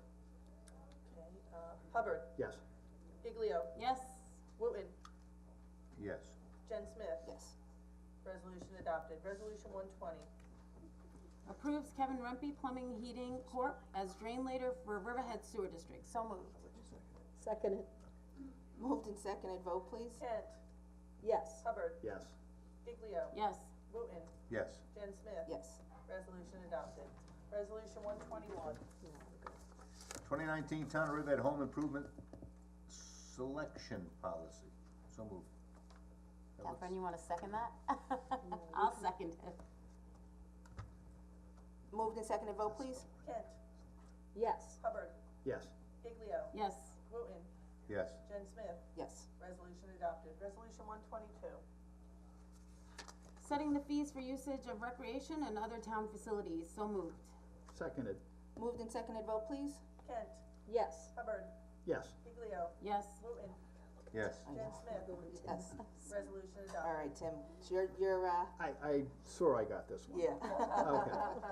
Okay. Bear with me here. I'll be back in 5 minutes. Authorizes co-sponsorship of Alive on 25 Street Festival on July 3rd, July 18th, August 1st, my birthday. I think your wedding Oh, it's my wedding anniversary, anniversary, yeah. August 15th, 2019. Rain date is August 22nd, 2019, and this will happen from 5 p.m. to 9:30 p.m.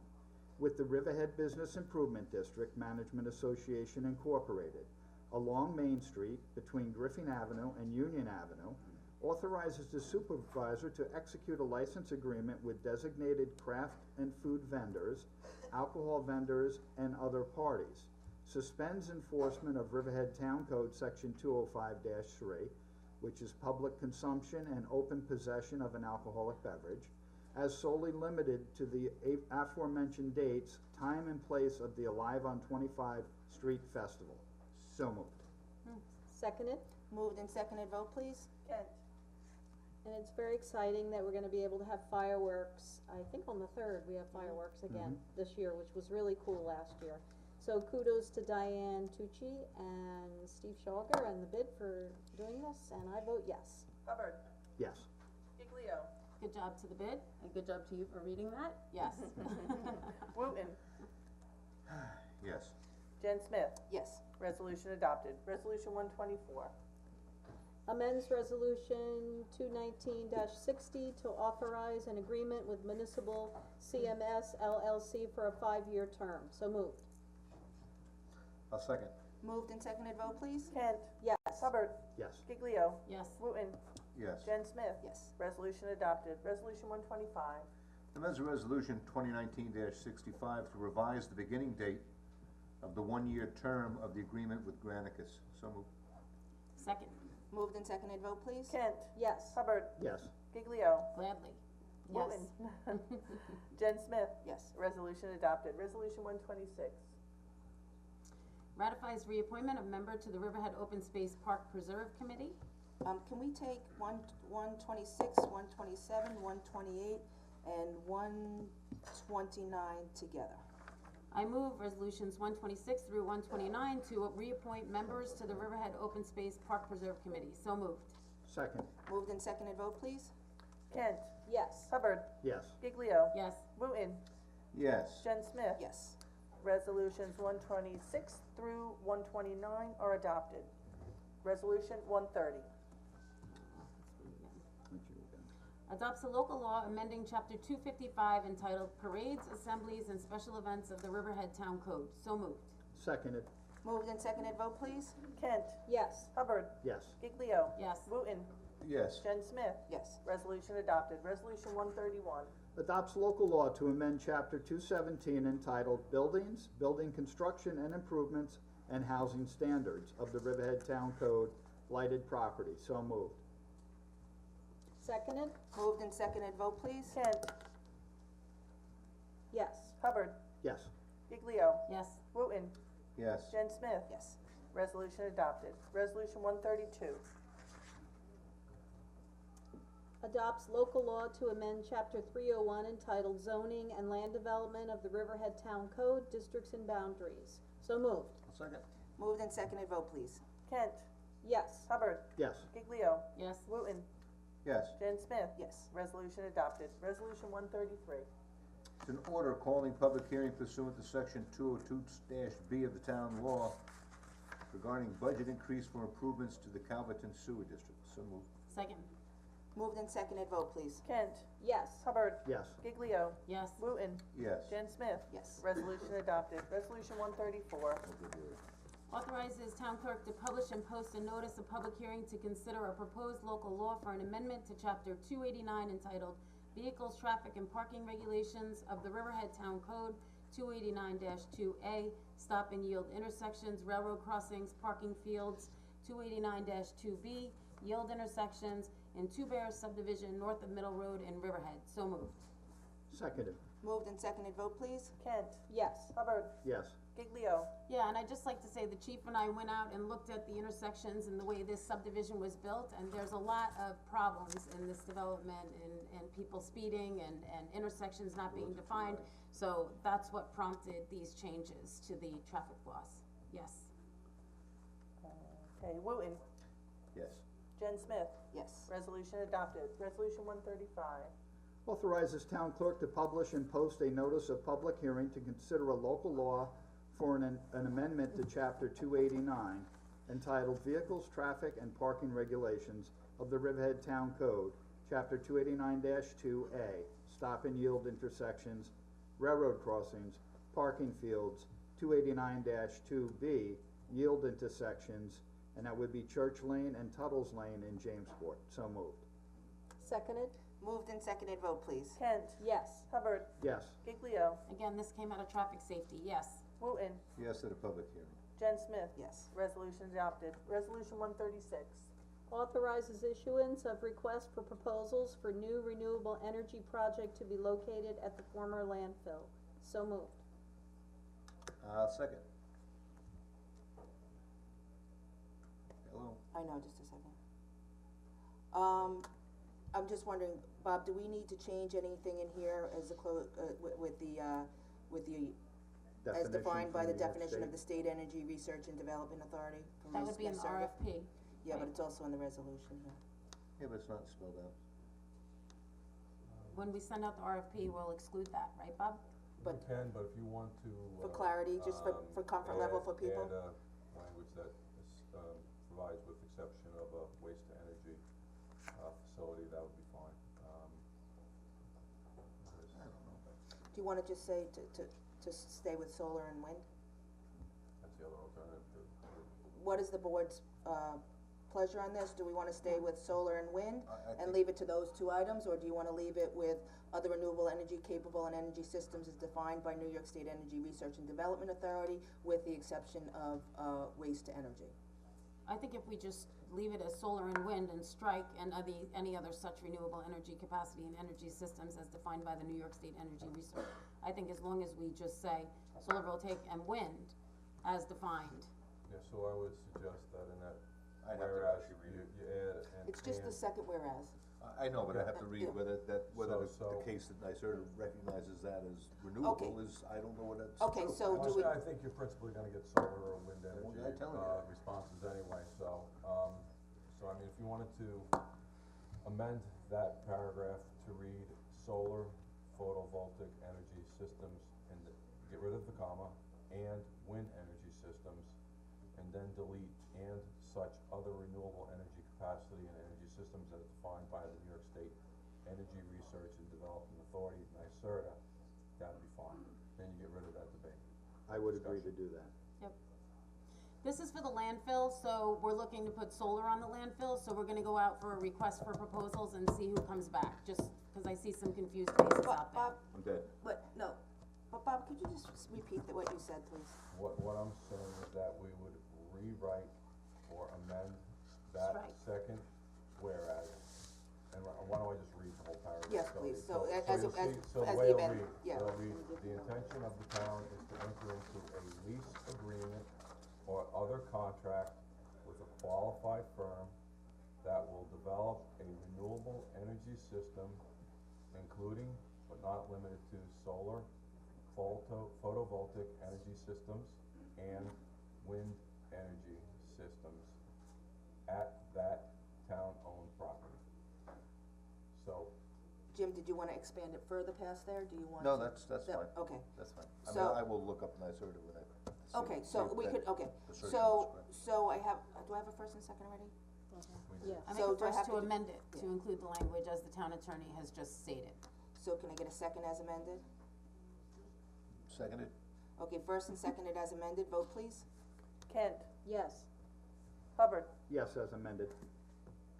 Giglio, Yes, Wooten, Yes. Jen Smith, Yes. resolution adopted. Resolution 137,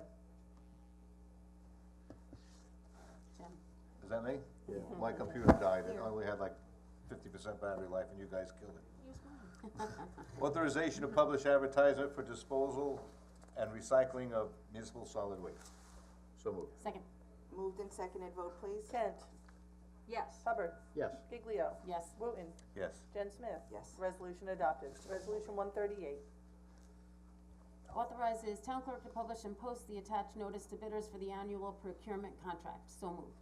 Seconded. Moved and seconded, vote please. Kent, Yes. Hubbard, Yes. Giglio, Yes, Wooten, Yes. Jen Smith. Yes.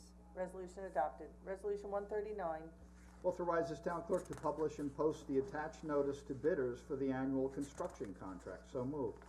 Seconded? Moved and seconded, vote please. Kent, Yes. Hubbard, Yes. Giglio, yes. Wooten, Yes. Jen Smith. Yes. Resolution adopted. Resolution 140, Authorizes town clerk to publish and post the attached notice to bidders for the Reeves Beach Sanctuary upgrade, sanitary, upgrade, Could be a sanctuary. Could be a doesn't have to sanctuary. You know what, this has to be tabled. upgrade construction contract to be tabled. Yes. Second. Moved and seconded to table? Kent, Yes. Hubbard, Yes. Giglio, Yes, Wooten, Yes. Jen Smith. Yes. Resolution 140 is tabled. Resolution 141, Authorization to publish advertisement for Ford automotive replacement parts for the town of Riverhead. So moved. second, Moved and seconded, vote please.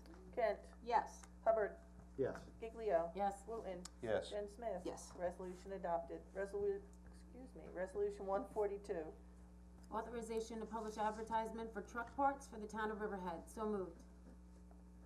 Seconded. Moved and seconded, vote please. Kent, Yes. Hubbard, Yes. Giglio, Yes, Wooten, Yes. Jen Smith. Yes. Resolution adopted. Resolution 143, Authorization to publish advertisement for vending machines. So moved. Seconded? Moved and seconded, vote please. Kent, Yes. Hubbard, Yes. Giglio, yes. Wooten, Yes. Jen Smith. Yes. Resolution adopted. Resolution 144. Bid extension for auto and truck repairs, so moved. I'll second. Moved and seconded, vote please. Kent. Yes. Hubbard. Yes. Giglio. Yes. Wooten. Yes. Jen Smith. Yes. Resolution adopted. Resolution 145. Extends bid contract nunc-pro-tunc for heating fuel. So moved. Second. Moved and seconded, vote please. Kent.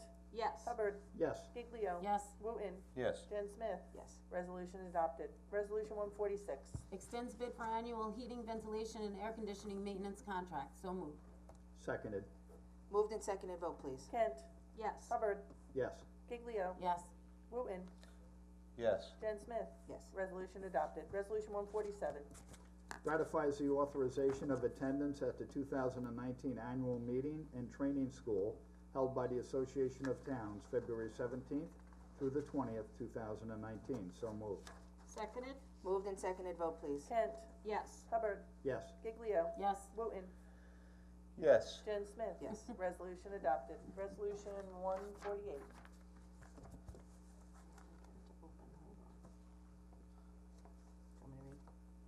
Attendance of one police department employee to the MPTC Defensive Tactic Instructor class.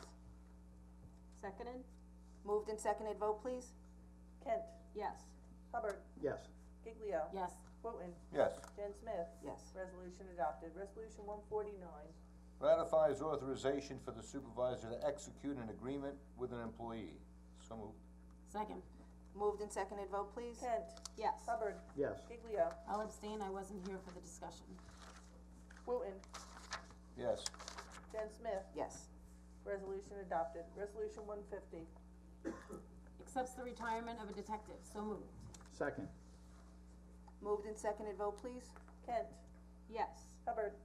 I just want to say I spent a lot of years working with Detective Frank Hernandez. You couldn't have a better police officer, a better person, a better gentleman than Detective Hernandez, and he will be sorely missed from our police department. So best of luck to you, Frank, and I vote yes. Giglio. Yes, best of luck, and he's an excellent detective for our department. Yes. Wooten. I agree with Tim. I worked with him my whole career, and he was a good man. So. Jen Smith. And yes, and thank you to Detective Hernandez. He had over 30 years of service with our town, so we thank him very much, and hope he enjoys his retirement.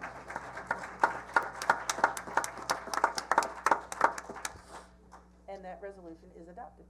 Resolution 151.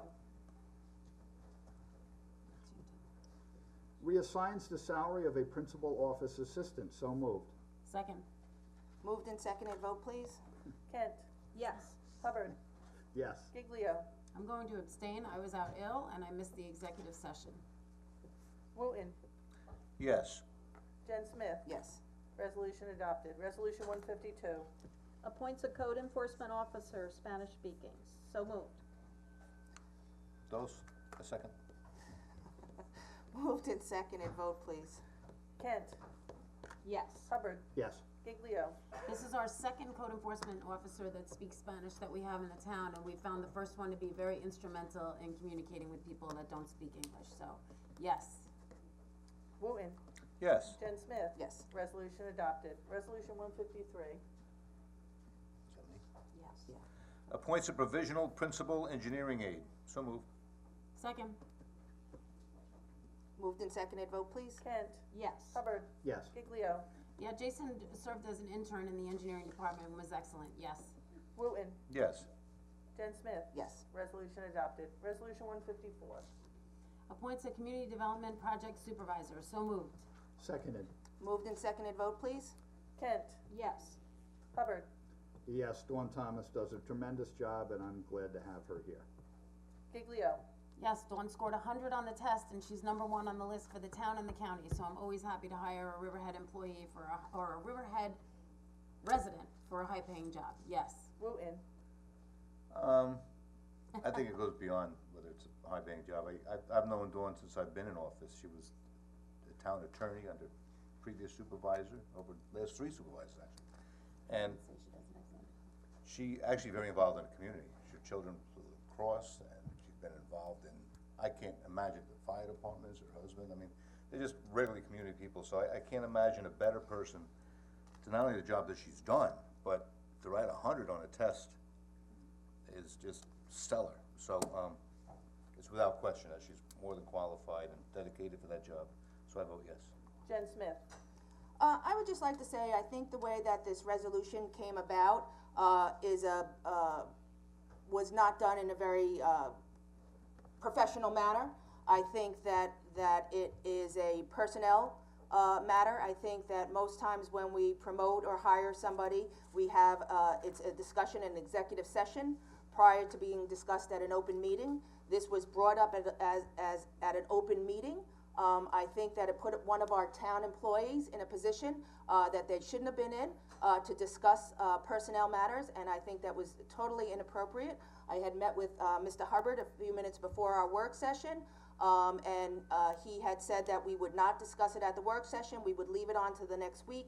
We could meet with the employee, and then we could put it on at a later date. When we came to the work session, it was pulled up to add to the agenda. I think that Ms. Thomas got stuck in the middle of that, and I think that was wrong, and we apologize for that. I don't think any employee should be put in that position.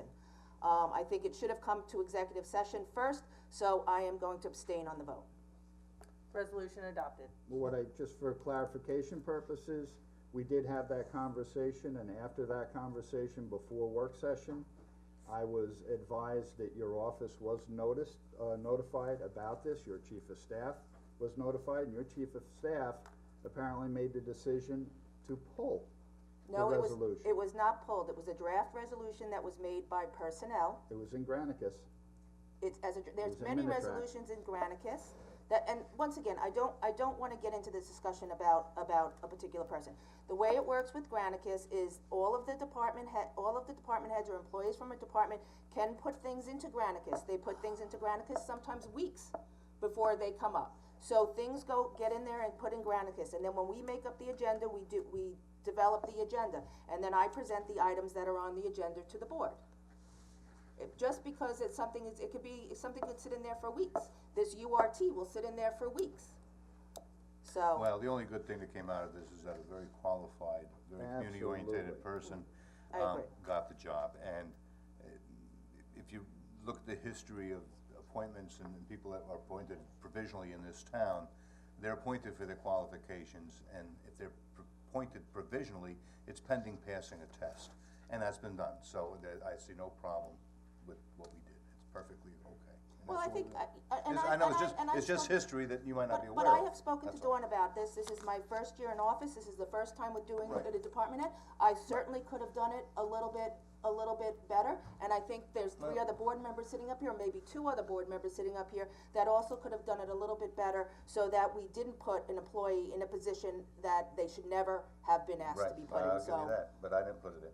So. All right, and let's move on. Yes, so thank you, and we welcome you as a non-provisional, so it's, the Community Development Project Supervisor, so welcome. Thank you. Resolution 155. Who's that now? That's Tim. Authorizing removal of fixed asset records from systems, so moved. Second. Moved and seconded. Sorry, Catherine, you could second. Moved and seconded, vote please. Kent. Yes. Hubbard. Yes. Giglio. Yes. Wooten. Yes. Jen Smith. Yes. Resolution adopted. Resolution 156. Budget transfer, so moved. Second. Moved and seconded, vote please. Kent. Yes. Hubbard. Yes. Giglio. Yes. Wooten. Yes. Jen Smith. Yes. Resolution adopted. Resolution 157. Pay bills. It's a motion to pay the bills. So, I'll second. Moved and seconded, vote please. Kent. Yes. Hubbard. Yes. Giglio. Yes. Wooten.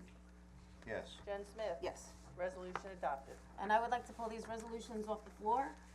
They would be resolutions 158 and 159. If we could call out the tax map number 128 3-48 as resolution number 158. 123, 128. 128, Jody. To pay the bills. No, it is 158, but the Yeah, but but here, you said one twenty on the tax map, you said 123. 600 128, 128,348. right, So that would be resolution number 158. okay. And then the other one would be, 119 and 2 lots, 1.0 and 56, 57, and 58. And that would be resolution number 159. I'd like to pull these off the floor. I make a motion to pull Can I these off see the the floor. resolutions? You have them right in front of you. Okay, so which resolution is which? The one that says 128? The one parcel is I don't have, 158. I don't have any Read the numbers first. up on top, so what is it? The one parcel is number 158, and this is 159 with the 4 parcels. So 158 is which parcel? The one that has one tax map number on it. Which is which, where is that located? That is on West Main Street, next to county-owned property. I would like to ask that these are put in separate order. I would like to have 159 put first and then 158. Why is that? Okay. Are we I'm okay with renumbering it. or are we just calling them out of order? Swap them. I'll let you. However you wanna do. That's fine with me. Is there, why is the reason for that? Who's calling them? I would like to pull resolutions 158 and 159 off the floor. Do I have a second? Excuse me, Jody, but you just suggested that you don't want them joined together, so would you wanna pull them separately? Or are you gonna vote on them together or separately? We're gonna call them separately. We're Calling two pulling them off separate the floor resolutions. together. Separate. We're still pulling them. Yeah, but but even we vote separately to pull them off the floor, not, correct? No, I don't think so. Yes, you do. If you wanna pull two separate resolutions, you have to pull them separately off the floor, because we vote on them separately. You're asking us to vote to untable them jointly, to accept We're them not at the jointly. table, we're bringing two resolutions But you're off the asking floor, us, and you're labeling them you're one. asking us to vote to take both of them off, to accept both of them together. All right, let's take them off one by one, just so that the supervisor's happy. So, I make a motion, we take resolution 158 off the floor. Do I have a second? Yes to 158. Do we wanna have a vote? To take them off the floor, 158 off the floor? Just for Diane? clarification purposes, 158 is what tax map number? That's the 4 parcels. It's Okay, so 119, 2 lots, Okay, 156, 57, and 58. That's that one. that's the 4 part. Right here? Yes. 159 is the single. This Okay, is so that's the other one. Yeah, for some reason she wanted to reverse. Jody Okay. offered, and who seconded? You second? Second? Moved and second, it's not to, is it take it off the floor or to proceed? It's proceed, It was moved to, the motion was to take that one resolution off the floor. So Okay. that's the motion that's standing before the board, you have to vote on that. And then once it's taken off the floor, you can, vote to either approve or, Okay. or okay, deny it. okay. Okay, So that's, so we have a first and a second. We have a to first and take it- second to vote, To take it off to the take floor, it off the floor. Okay. Kent, Yes. Hubbard, Yes. Giglio, Yes, take it off the floor. Wooten, Yes. Jen Smith. yes. Resolution 158 is So then you take this to a vote then, correct? There needs to be a motion made to take it to a vote. I'd like to take 159 off the floor first, so I make a motion to take resolution 159 off the floor. Can I have a second? We have a motion on the floor to untable a motion, we need to vote on the motion that was untabled. No, it's not a table. I mean, Take it off the to floor. take it off the floor, if you take a motion off the floor, you vote on it before you can take another motion off the floor. We're in the process of taking it off the floor for a vote, correct? We took it off the floor, we can take a second one off the floor, and a Not third one till- off the floor, not and till a we- fourth one off not the till floor, and a we- fifth one off the floor, not and till then we- vote on all of I them don't individually. understand this, and I don't, Me I've either. never in my life, ever, in almost 250 meetings, I thought you were gonna say. been through this. Okay. I can't believe this. Okay, there's a vote. All right, take it off the floor. Make a motion, we take resolution number 159 off the floor. You know what, Bob, I don't wanna, Bob, legally, if you take something off the floor, you have to bring it to a vote, correct? I think we've taken more than one resolution off the floor in the past, so I'm not really sure what the objection is, to be honest. I have an but- objection to taking 159 off the floor before we vote on 158. Do I have a second to take resolution 159 off the floor? Let's just vote on it. Second? Tim seconded to take it off the floor, so, For 158? 159. 159, it's been that way. So I have a first and second to take it off the Take the floor. second resolution off the floor. Vote, Okay, Kent, Yes. Hubbard, Yes. Giglio, Yes, to take it off the floor. Wooten, Yes. Let's gonna Jen vote it on. Smith. Good No. God. Doesn't have a unanimous vote, it can't come off the floor. So she's gonna block it. Obstruction. Resist. And all we're doing is wasting people's time here right now, quite honestly. Yeah. Can we go ahead and vote on motion 158, please? Go ahead, you can call it. Okay, I'm actually confused about where we are. So 159 is done, What's- but 158 we're voting 159 on. is I what? thought three people 159 is needed gonna to have to vote come to off take it the off the floor floor, on its Bob. own. I believe that's true. Requires 5. Three, it takes three to come off the floor. No, Bob, it takes 5. Well, and then I gave incorrect advice to the town board earlier, because I said 3. Nope, because it is 5. It is, upon the affirmation of the vote of the 5 unanimous of the town board, new items may be added to the agenda during any regular or special town board meeting. So you cannot take that off the floor. So that's why she wanted the other one taken off the floor first and not this one, so she could block this one as long as she got her other one. Well, I would say that, let's see what the vote on this is. I think someone's trying to block this one. You get what I'm, I don't think so. I think your outcome's gonna be I the think, same you know whether what? you did it I this way think or whether we you- did you it were as two. It's absolutely not gonna be any ridiculous. different. It was gonna be a 4-1 vote on that, and 5-0 on the other one. Correct. And you blew it, Correct, Okay, absolutely. and you blew it. okay. We can untable it. Play these little games. All I wanna know is the vote on the one before we go to the next one. You blocked 159. I didn't block 159. It's not off the floor. you did. So do you want, I'll put a first and second then, to take 159 off the floor. Can I have a second? Second. I have a first and second to take 159 off the floor. We're working with So 159 we're now. reconsidering 159? Yes, Okay, so who was it, Kent and who? me. Okay. All right, so we'll call the vote. Kent, Yes.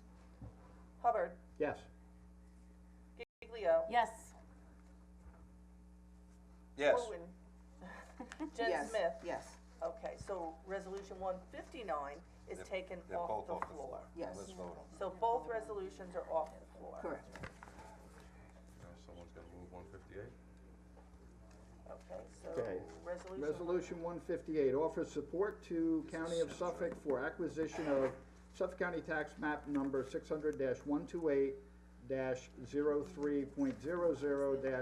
600-128-00-48.00. I think you're wrong. this is the wrong one. 158 is The other one. 158. Oh, you guys are killing me. You guys are absolutely killing me up here. Laura changed. This is ridiculous. Together It is afterward. ridiculous. Offer support to County of Suffolk for acquisition of Suffolk County Tax Number 600-119-2, lots 1.0, 56.0, 57.0, and 58, and authorizes partnership between town and county such that the town will improve and maintain property as a hamlet park. So moved. I'll second. Moved and seconded, vote please. Kent, I'm always happy to preserve land in Riverhead, especially along the river. I vote yes. Hubbard, Same as Catherine said, always happy to preserve land. Originally, there was talk of the town putting up, or we had designed a plan for $1.6 million to make this into a park. That I was against. But that has changed in the resolution. It talks to us making it, talks about us just making it a hamlet park with possibly some parking and possibly a trail to the water. Certainly not $1.6 million, so I vote yes for this. Giglio, I'll just say that this property is zoned in the riverfront corridor, and back in 2004, when the zoning was adopted, it required that 50% of the lot be preserved as a trail, and that whoever was developing the property would have to create a trail. It also is in the Wild Scenic Recreational Rivers Act, which says that anything from the shoreline a half a mile up is within the jurisdiction of the New York State DEC and is very difficult to build on. The county voted last week to move this property forward for an appraisal. It is currently a blighted property in the town. Tickets have been written, violations have been issued, buildings have been knocked down. That process will stop as of tonight if this is adopted, and I think that the property owner should remove the rubble that's been sitting on the property forever, sooner than later, in accordance with our blighted property code. For those reasons and for other reasons with the riverfront corridor zoning, that the most he could ever get on 16 acres is 2 houses if he were to ever build it. I don't see spending any money of the county money or the town money or anybody, because this property will never get developed with the restrictions that zoning and the Wild Scenic Recreational Rivers has on it. So for those reasons, I will vote no, although I do support riverfront, preservation. Wooten. I can tell you, I know this property pretty intimately, and the thought of preserving something along the river and something along actually the head rivers of the Peconic, this makes a lot of sense to me. I was worried about the maintenance agreement that we will be getting into, because there's a lot of invasive species there that there's no way we're gonna be able to remediate that. And it would be an arduous task to not only get it clean, but to keep it clean, and that would cost us a lot of money. That coupled with the fact who the owner is, who I don't personally care for, but all that aside, it's the best, it really is a good purchase. I mean, if the county's willing to put their money there, certainly I would not be the one to block that from happening. So I'll vote yes on this. Jen Smith. I will vote yes on this, and I just wanted for one correction for that 1.6 million, that 1.2 million. I did go back and look at the presentation that was given to us. There was an error in the numbers, where there was something that was, I think, $57,000 was recorded as, I think, almost $900,000. So the one phase of the. That's a huge error. It was, so it was $235,000 to do that. This way, well, the way the other resolution was written, we were not required to do anything immediately. I'm kind of confused why these needed to be separated, but, I vote yes. And resolution 158 is adopted. Resolution 159, I think we took it off the floor, did we? Yes, we took it off the floor. Okay. Resolution 159 offers support to County of Suffolk for acquisition of Suffolk County Tax Map Number 600-128-3, Lot 48, and authorizes partnership between town and county such that the town will improve and maintain property as a hamlet park. So moved. I'll second it. Moved and seconded, vote please. Hubbard, I'm all mixed up here. Kent. Thank you, Suffolk County, for preserving land in our town, yes. Hubbard. Yes, this piece of property is down on West Main Street, sort of across from the Historical Society, and I think it would be a great piece to acquire and possibly have as a kayak launch or whatever the case may be, and eventual, if we make it a hamlet park and do something similar to the West Main Street property. I think it's a better location than the West Main Street property, but definitely yes. Where am I here now? Giglio. I'm glad that the property owner is a willing seller. They have a site plan approval for a 40-seat restaurant right at the intersection of Osborne Avenue and West Main Street.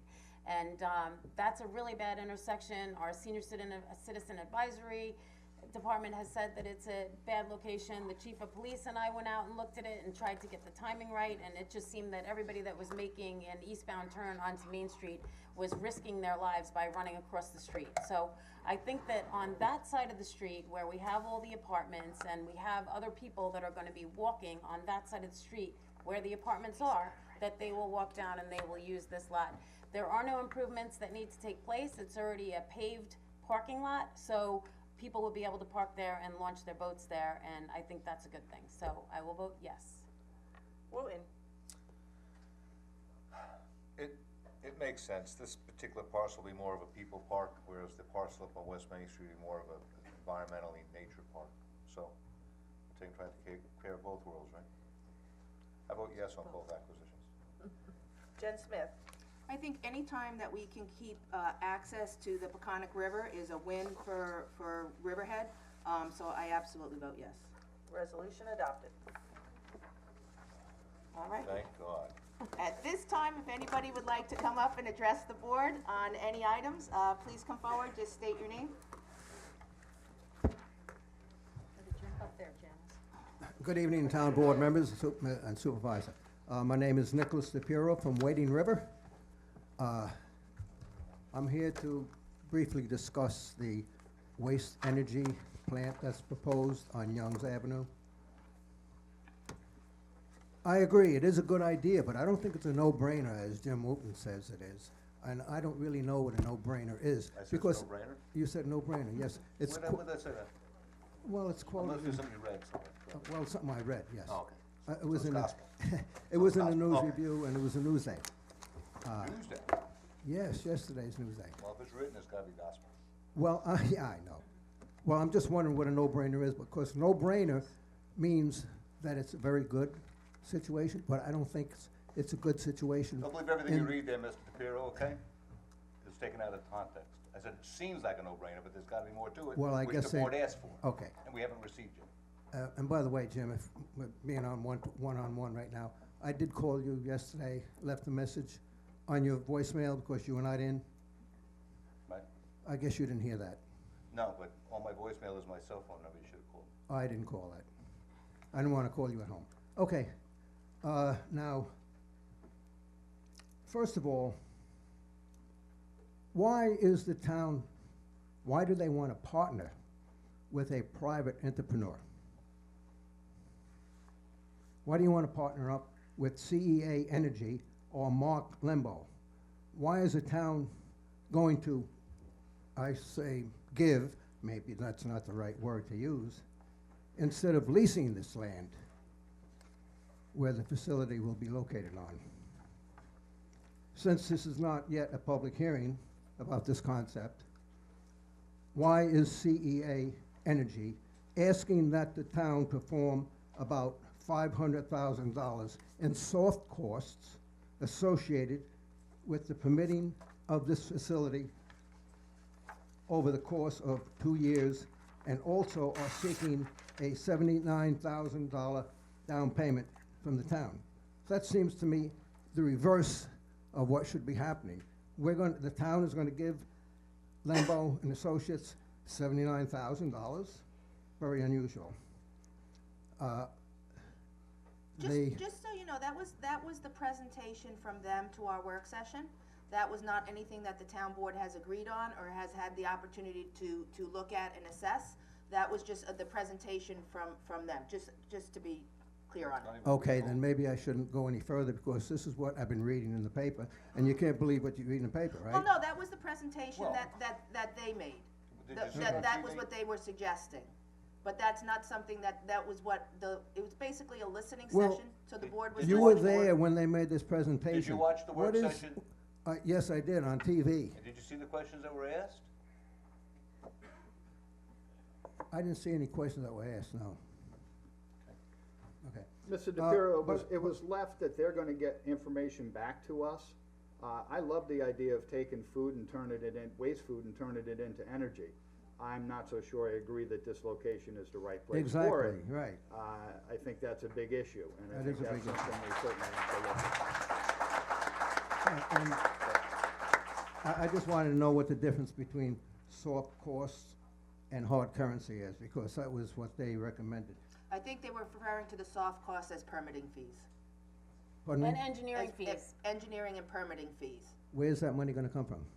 Well, that's what they're suggesting, that would be the town.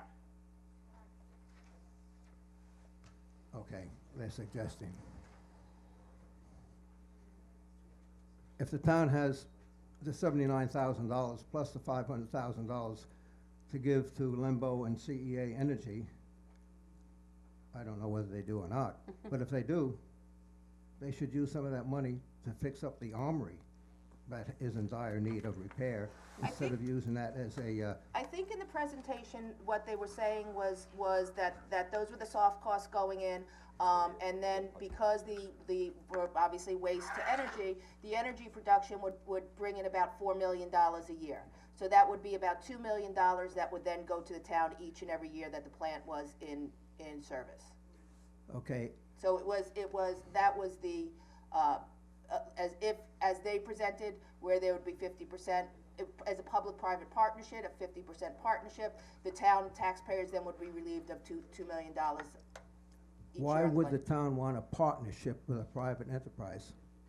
We don't know yet, that's what we're investigating, whether it is advantageous to the town or it's not. You know, that's why we need to go to our, If done right, public-private partnerships, if they're done right, can be very lucrative to the taxpayer and to the community.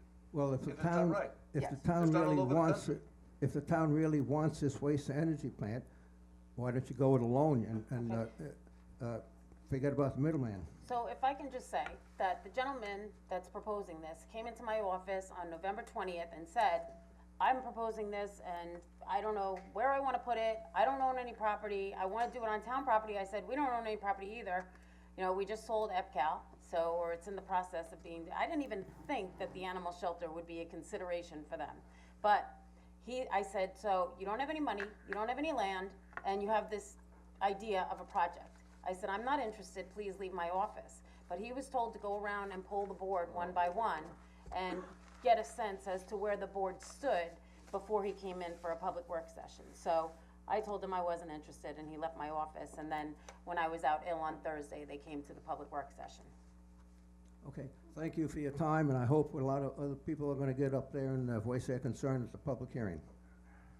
Thank you very much. We're parking at the end right now, because we're not talking about it. Good evening. Good evening. Can you hear me on this? I'm Takri Turchin. I live in Bidding Hollow, and I am the secretary of Greater Calverton Civic Association. And I'm here for the same reason, is to speak about the proposed plant, the waste energy plant siting on Youngs Avenue.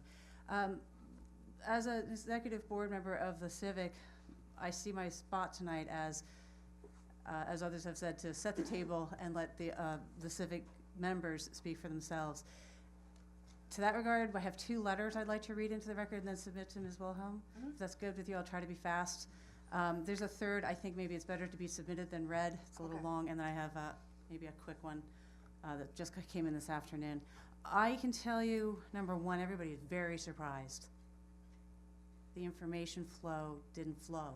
I'm surprised also. I think that Mr. Limber should have reached out to the Civic before coming to the work session. I think that would have been more appropriate. I understand that wasn't done, and I think that it should have been done. Thank you. He was told in my office to reach out, especially to the Calverton Civic, and he stated he would. Yeah. Apparently he did I was not. under the impression he did. Okay. Can I ask when he came with the idea? Is it November that he came? He came to me November 20th, but I believe that Ms. Kent went to the plant in Connecticut for a tour of the plant with Mr. Lembo prior to that. Yeah, by the way, I went with the town engineer, the deputy town engineer, someone from the CDA office, and someone from the chief of staff, so. Okay. it was Is there a reason you didn't go to Yaphank?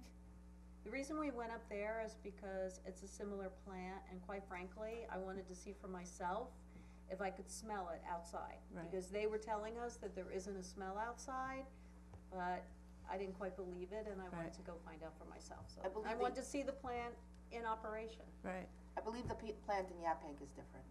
In what regard? It's not a waste to energy it's plant. not That's an I think anaerobic it's a generator? compost plant, which is different. It is. He has permits for it, but I don't think that the money is there to build it, the $22 million that it costs to build it, which The gentleman town- you're speaking of, Les. The one in Yaphank. That one's, have you looked at the New York Times article on it? I did, I saw the one that you sent around. It's not an anaerobic digester. Okay. He does have the permits to build it through the Okay. state and through the town of Brookhaven, but the funding is not there to build it. So what he has in place is not anything like what? No, it's not an anaerobic digester. Okay. So that answers that question, and before I read these, I would like to ask, since this was so blindsided, we have scrambled because of the amount of time and the intention of this this date tonight, that there might be a vote, you know, residents got scared. That was, I believe that was put in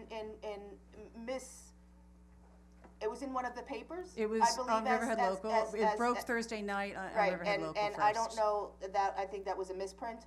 Oh. So I'm not sure why that was in there unless somebody looked at the resolution for the landfill, for the I also solar- made that mistake later, but. And so I think that might have been the disconnect there, Okay. but it We're not certainly, prepared to vote for it certainly wasn't there.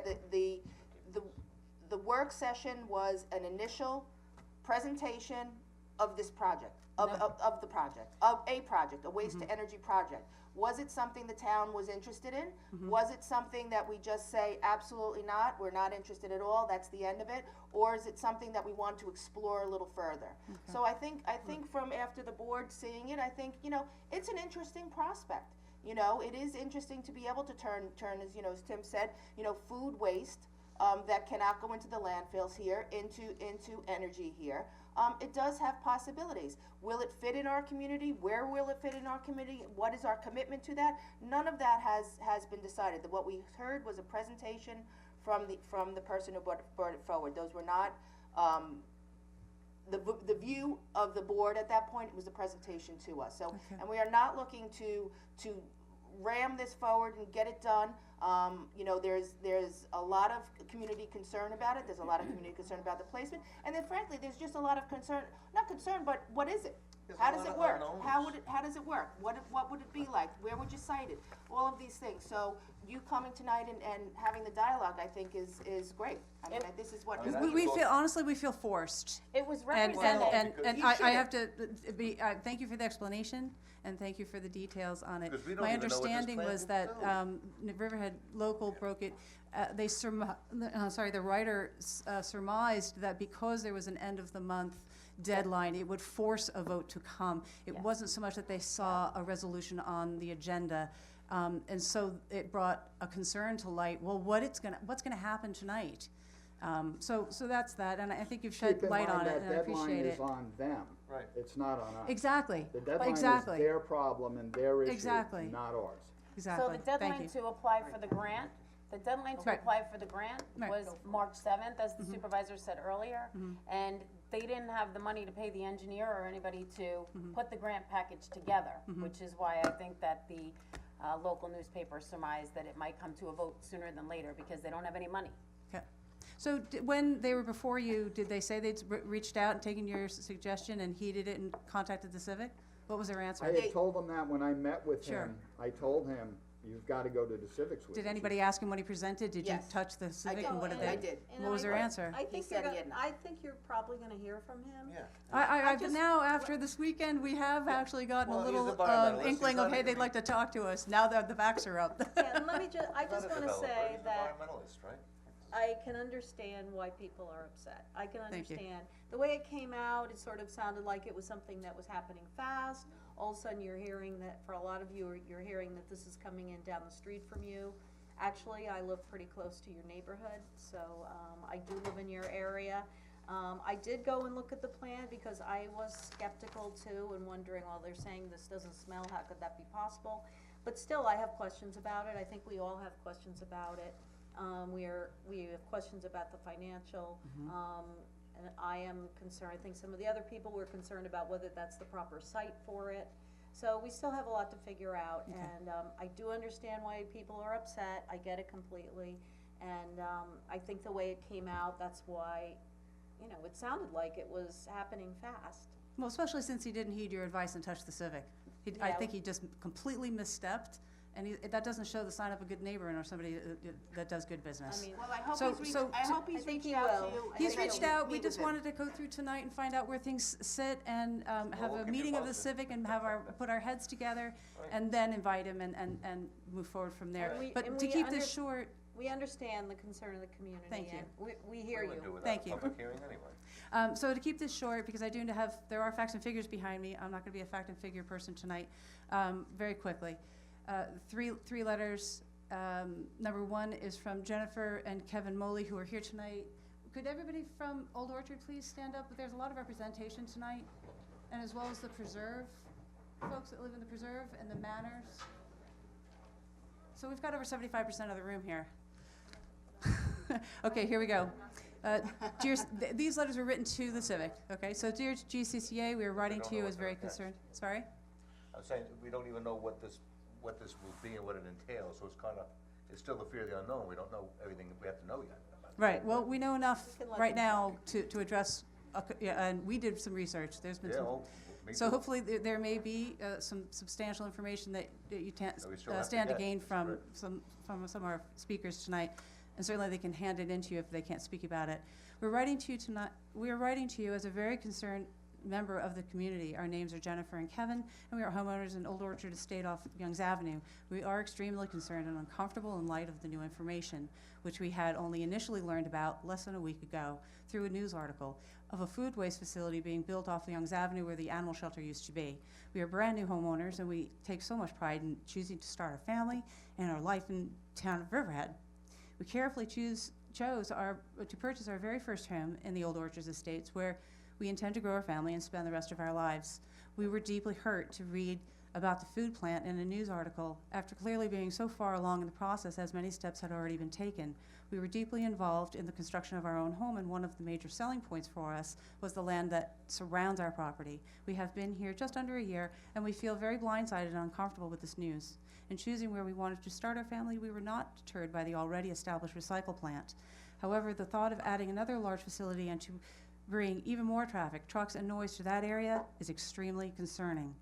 During our commute in the morning, we witnessed many hazards of stopped trucks, cars crossing the lanes, going around the trucks in the tight space, which is a huge safety concern for the employees, truck drivers, and everyone else who is driving on the road at these times. Additionally, the extremely windy road passing the elementary school with several blind turns is already something so difficult to maneuver and is so troubling in an area where there are many homes with growing families and young children. The thought of more trucks carrying tons of waste to navigate these roads is absolutely terrifying, not to mention the already awkward intersection of Osborne and Sound Avenue. The thought of more large trucks carrying tons of waste to navigate this area seems to be a disaster waiting to happen. We are also uncomfortable at the lack of information provided to us. What are the safety risks of this facility? Risks of explosion, fumes emitted, environmental concerns, etc. We are also very concerned with the potential odors that will be emitted as well. In reading another article dated 2/19/19 about there being no odor outside the plant when the doors are closed, and that there is in fact an odor inside the plant, we are concerned about how will this affect the many residents and homeowners nearby. What about when the doors are open? How far do the odors travel? These are all concerns that are causing us to feel, as brand new homeowners in this area, extremely uncomfortable and disheartened. We are so saddened to hear of these plans, and we regard Riverhead as such a beautiful town. Why wouldn't there be considerations to clean up the already unkempt plant that is there first? Why not include a beautiful park here instead for all of the children and the many families that reside in this area?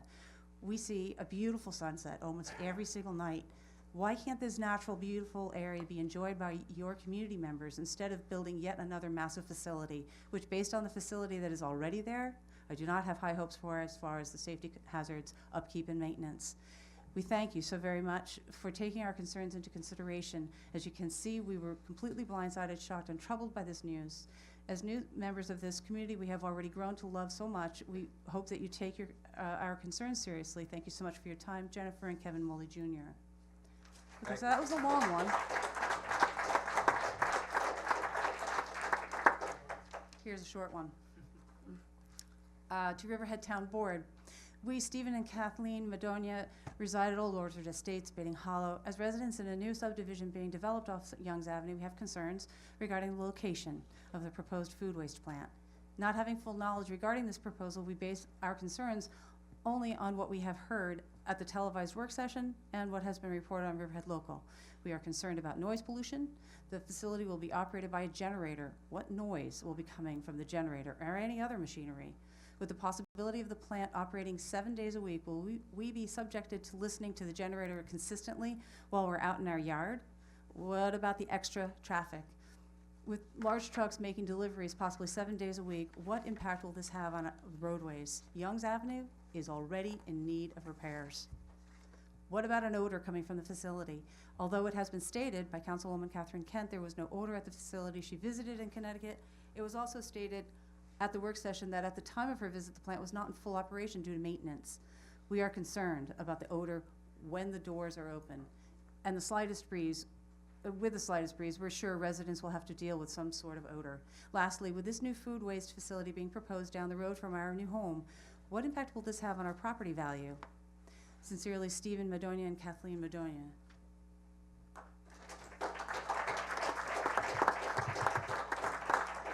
I have a third letter. I'm going to just submit it because it echoes that one, but I do want it into the record, please. Okay. And this one just came in this afternoon. I wasn't able to print it, but I will, and I'll make sure that it's, is it better to email it or walk it in hard copy? Email is fine. Okay, so I'll make sure that happens tomorrow, if not tonight. Thank you. So this is from Christine Hawkins, who is a part of the board of Calverton Civic. She lives in the north part of Bating Hollow with her husband and newborn, young child. I was hoping to be here tonight to express the following, so I thank the speaker for communicating my thoughts. Well, technically the proposed food waste plant is not directly in, quote, our backyard. I invite the board to think about the homes and the families that are. Whatever is in that location now was expected, be it the dump and the recycling plant, etc. Therefore, home values have already factored that in. Adding the unexpected plant there does make me extra empathetic towards quality of life and health, specifically for close proximity neighbors, and I'm hopeful the board members can mirror that empathy.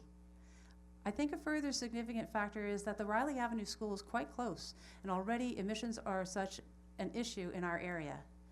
Reminder that Suffolk County has won, as in WON, the worst air quality in all of New York State. I would hope the board would consider EPCAL, where the propositions like this one make such more sense and would not contribute to increased trucking near a safe space for our children.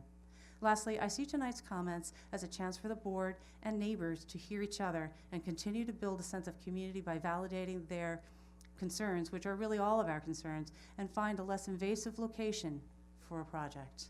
Thank you so much, Christy Hawkins. So that's it for me. Next So up most are people are folks. not opposed to the project, it's the location? I don't know, Is that my I wouldn't say that. What I would say is what has been written. The concerns are first, the concept would have to be. The concept itself? Yeah, it would have to be, the Civic would have to have a meeting and put the heads together. That was not our topic. We were scrambling because we thought this thing was landing.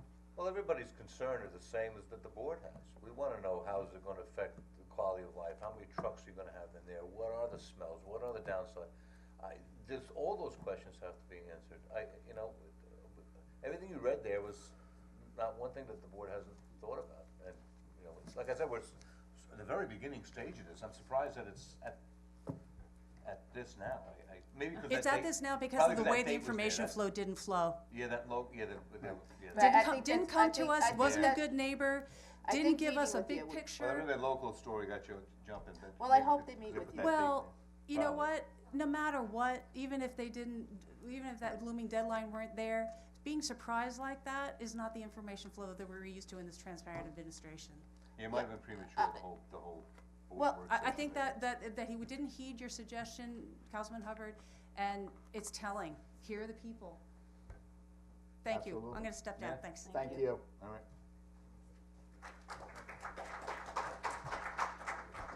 Good evening. My name is Janice Scherer. I'm a resident. I live on Southfield Road in Bating Hollow. My comments are a little more technical, so please bear with me. Can you be a little louder? Sorry, can you hear me now? Yeah, much better. I have more technical comments, although I realize that you're saying you don't know, and this is related to that. Dispute that, so I don't know. We all gathered here because apparently you possibly had a resolution that you were going to support this. But there was so there was no resolution, yeah. I which wouldn't it's be ki- here at 8:20 at night if we didn't think there was gonna be one, It definitely so. was a miscommunication there. Yeah. There's a miscommunication, but be that as it may, here I am, so I Yep, might go as ahead, well just share read with it. us. Thank you. In terms of sustainability, a food waste to gas facility is an interesting idea. If this were situated at EPCAL, centrally located with no adjacent neighbors, rail spur access, and zoning that allows for it, I might be in favor of it. The placement of this facility, or I should say the potential placement of this facility on Youngs Avenue is misguided, as it would be located in a residential area off a local collector street that is already overwhelmed by truck traffic associated with Crown Recycling. Technically, in terms of land use for this property, I would argue that this constitutes an expansion of a pre-existing non-conforming use, namely the municipal waste facility that is located within a residential zone. I would also argue that the town is not immune to zoning, and in no uncertain terms must first protect the public interest over private enterprise. Further, there is nothing in the town's comprehensive plan that indicates this is a proper land use in this location, and nothing anywhere that says that the town should get into the gas generation business for profit sharing. In my view, only under the guise of a public-private partnership could this type of land use possibly get anywhere, because no zoning code would even allow this type of operation outside of a true industrial area. To my knowledge, the only place the town that actually would possibly permit such an operation is at EPCAL. Excuse me. This is a type 1 action pursuant to SECRA. As you know, in adopting SECRA, it's the legislature's intent that all agencies conduct their affairs with an awareness that they are stewards of the air, water, land, and living resources, and that they have an obligation to protect the environment for the use and enjoyment of this and all future generations. So the basic purpose of SECRA is to incorporate the consideration of environmental factors into the existing planning review and decision-making process at the earliest possible time. To accomplish this goal, SECRA requires that all agencies determine whether the actions they directly undertake, fund, or approve may have a significant impact on the environment, and if so, prepare an environmental impact statement. As many of you know me, I am a professional town planner, and as such, I can assure you this has more than one significant environmental Professional impact. what, professional what? Town planner. Oh. Excuse me, can you guys step outside in the back? Sorry, I'm sorry, I can't hear. So I would say it's not enough to just go on one day trip to Connecticut and then decide this might be okay for our residential area. I appreciate that you went there to see it for yourself, but we invested in our homes and properties, pay increasingly exorbitant taxes, and in doing so have the right and expectation to retain the quality of life that we currently enjoy.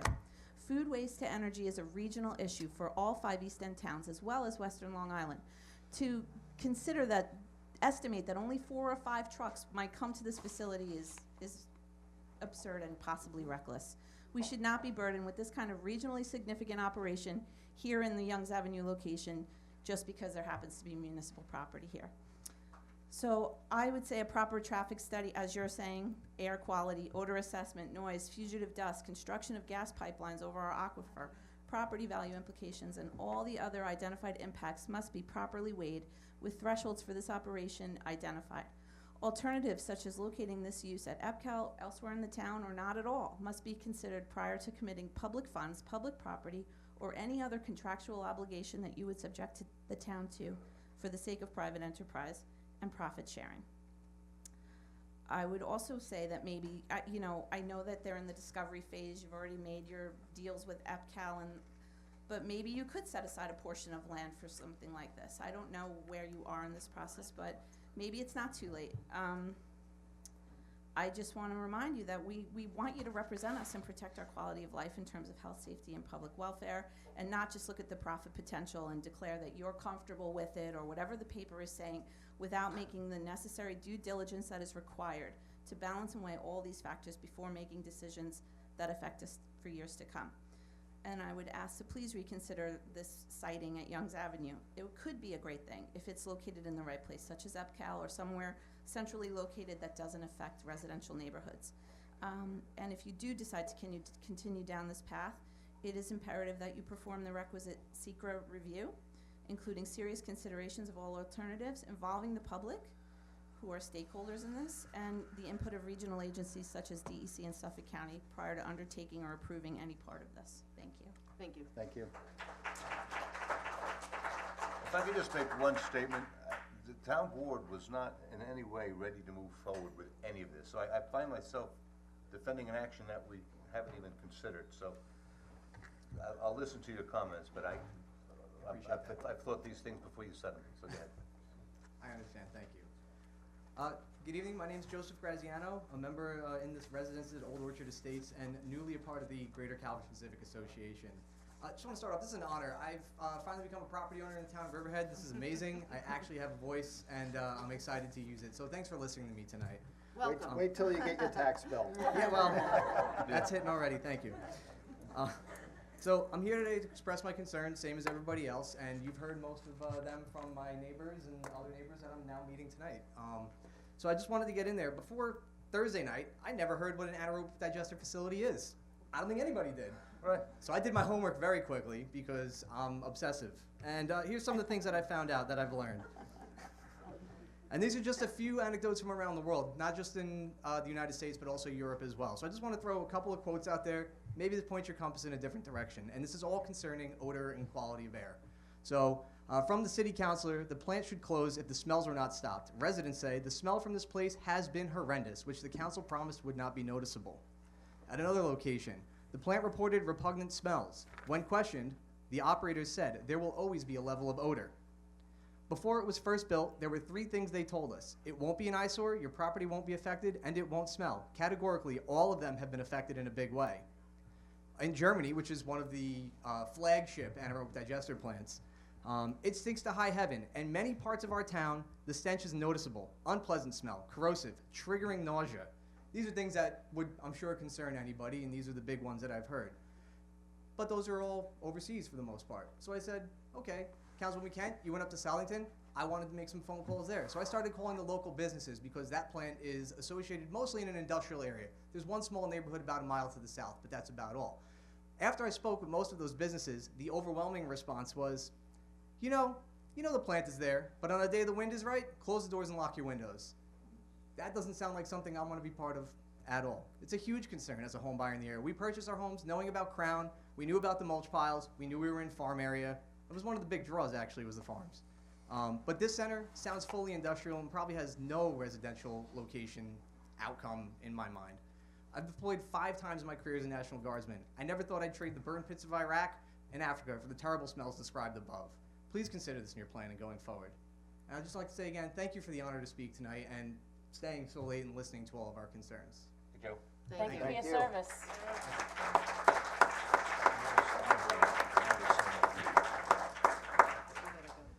Good evening. My name is Matt Governelli. I'm a local resident of the preserve. I would just ask the town, when you're making your decision, looking at this plan, look at the plant itself. One of the byproducts is natural gas. The other one is sludge. This product doesn't magically disappear. The food waste comes in. Part of it's turned into natural gas. I don't know how much. I'm not an engineer, but I have to think that's a small byproduct. I got to think the larger byproduct is a sludge that needs to be carted back out. So we're going to have trucks coming in, trucks going out. Are we going to have a fertilizer plant at this facility at some point? Is this just the foot in the door to say we can't turn a profit on natural gas? We need to now produce fertilizer. What's the end result here? We're talking about a company that says they don't have enough money to plan this out and they need us to pay for it. At what point do we ever see money? Or do they keep coming back and saying, we need to get bigger and bigger, we need to sell fertilizer? This is an industrial operation that is potentially going in a residential neighborhood. Okay, I would just ask you to look at every Good consideration. Very good Thank you. Thank you. Thank you.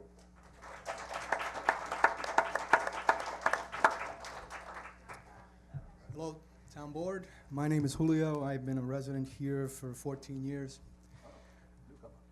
I have been listening to everybody, and one of the things, and I'm not going to point out any names, but if what you've heard tonight hasn't even made a dent, please understand that we all love where we live.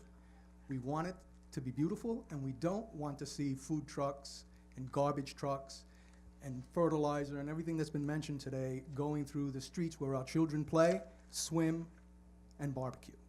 This is a residential neighborhood. It's not something that should be where it's being planned or proposed. I don't want to waste everybody's time. You've heard it all, before. Please be considerate of the people who live in this town. Thank you. Thank you.